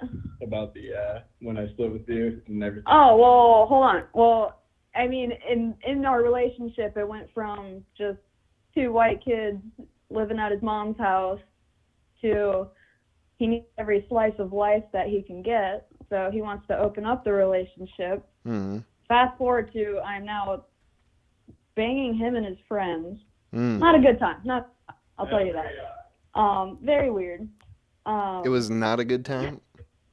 Not a good time. Why do it? You know what? That's a good question. You know, Nobody thought to ask that at the time. You think something's a good idea, it's really not. You know, Understandable. Drugs. Drugs. Drugs. That's the answer. The male in this, his parents are part of the largest nude wedding ever, put on. Oh man. So basically. Dude. Yeah, 'cause that's him. But basically, yeah, we go 5 years through that. I won't go full in depth because it'll get a little too emotional, I guess. I mean, not really, but I mean, yeah, it'll get a little spicy. Some shit happened, and then I had to get some procedures done. Yes, we are Florida. But You have to get some towards procedure. the end, I kind of like we kind of like parted ways a little bit, but we were still together. And then I ended up like meeting this girl while we were still together. Flip side. And then he kind of caught wind of it. So then like he ended the relationship. And then I basically moved in with this chick. And then her and I were together for like 4 years after him and I were. Oh, shit. Are y'all having? So. All right. Yeah. Wait. So where are we in the current day then? So now this is 4 years. 4 years later after we broke up, I just recently split up with the girl I was with. And before that even happened, him and I became roommates. So. Well, we are roommates, but it's a little interesting situation. We're roommates. Guys. We sleep in the same bed together. We have a dog together. We live in a studio. It was his studio, but yeah, I mean, ideally, it would be nice to get a 2-bedroom. But you know, life is pretty fucking insane. You know. This is a house of sin. This is. Yeah, I mean, pretty much. It's. I'm appalled. I mean, I'm appalled by all of you. What the hell is going on in this place? You know what? It's all I have to say is it's Florida, man. You know, like we got that Florida education, and when you come from the most boring towns ever, you know, you got to entertain yourself somehow. There were so many points in these stories where you guys are like shielding me from what seem like the worst details. That makes me really worried. Oh, I mean, it can go darker. Like I don't even know the half of it. Definitely go darker. Oh, you don't. I mean, I'll tell you what. I recently went through a long hiring process for a job, and when they had to ask some questions about my past relationship, they even got concerned. So, because they got the full scope, they had to. What kind of job asks you about past relationships? Law. Really? That's weird. Like, why? Yeah, man, they gotta do a full background investigation on you. They gotta make sure that nothing in your past will affect them. Dude, but like if it's not criminal, that's so odd. Or was it criminal? It Huh? Was it criminal? Or was it criminal? No, I mean, you know what? I don't know. That's a good question. All right. All right, guys. I guess I'll leave that up to you. Dude, thank you for these incredibly disturbing stories, real stories from Florida. Yeah, no, thank you for listening. Thank you for calling in. I was not expecting any of that. That was far more disturbing than I thought it would be. Well, I'm glad we could fulfill that for you. Real quick, I think Danny wants to say bye to you. All right. Yeah, it's real quick. All right. Hey, I won't keep you on the phone much longer. I know there's other people calling in, but I just want to say, man, we appreciate you. But what's your thoughts on the situation? I was a little bit of a psychotic teenager. I broke up with her. She went with a woman. They split. She moved back in with me, and we're sleeping in the same bed. Shit. Well, what's your thoughts on this? What's your thoughts? Because I got nothing. A little bit odd. Dude. A little bit odd. You've got an interesting point of view. Dude, I have to tell you, I've throw a fit about getting another room, but point is, I'm curious on your thoughts on it. Honestly, I've got got an nothing interesting for point of you. view on the No, wall. I've got nothing for you. This is way outside my wheelhouse, and I feel like I've only just scratched the surface of the situation. There's so many times you guys like start going down a path and like, well, I won't say this, I won't say that. So I don't know what's going on over there. Bro, you just gotta speak what's on your mind, man. Dude, I told you, you're living in a house of it's a house of sin. You need God. I think you gotta go to church today, right now. I gotta go to church. You gotta change everything. You gotta be like George Costanza in that episode of Seinfeld where he realizes he was wrong about everything in his entire life, and so now he's gonna do the opposite of what he wants to do. That's my. So what you're saying is eat a bunch of mushrooms. That's the opposite of what you want to do? I don't know. That's what I'm hearing. Eat a bunch of mushrooms and try to go do something else than what I'm doing right now. Dude, I wish you the best of luck in everything. You guys sound like nice people, but I have no idea. I've never been faced with this in my life. Yeah, I figured I'd throw you a curveball. It was a curveball. For real. Dude, well, thank you for calling, though. That was a great call. Yeah, Bye. have a good night, guys. Bye-bye.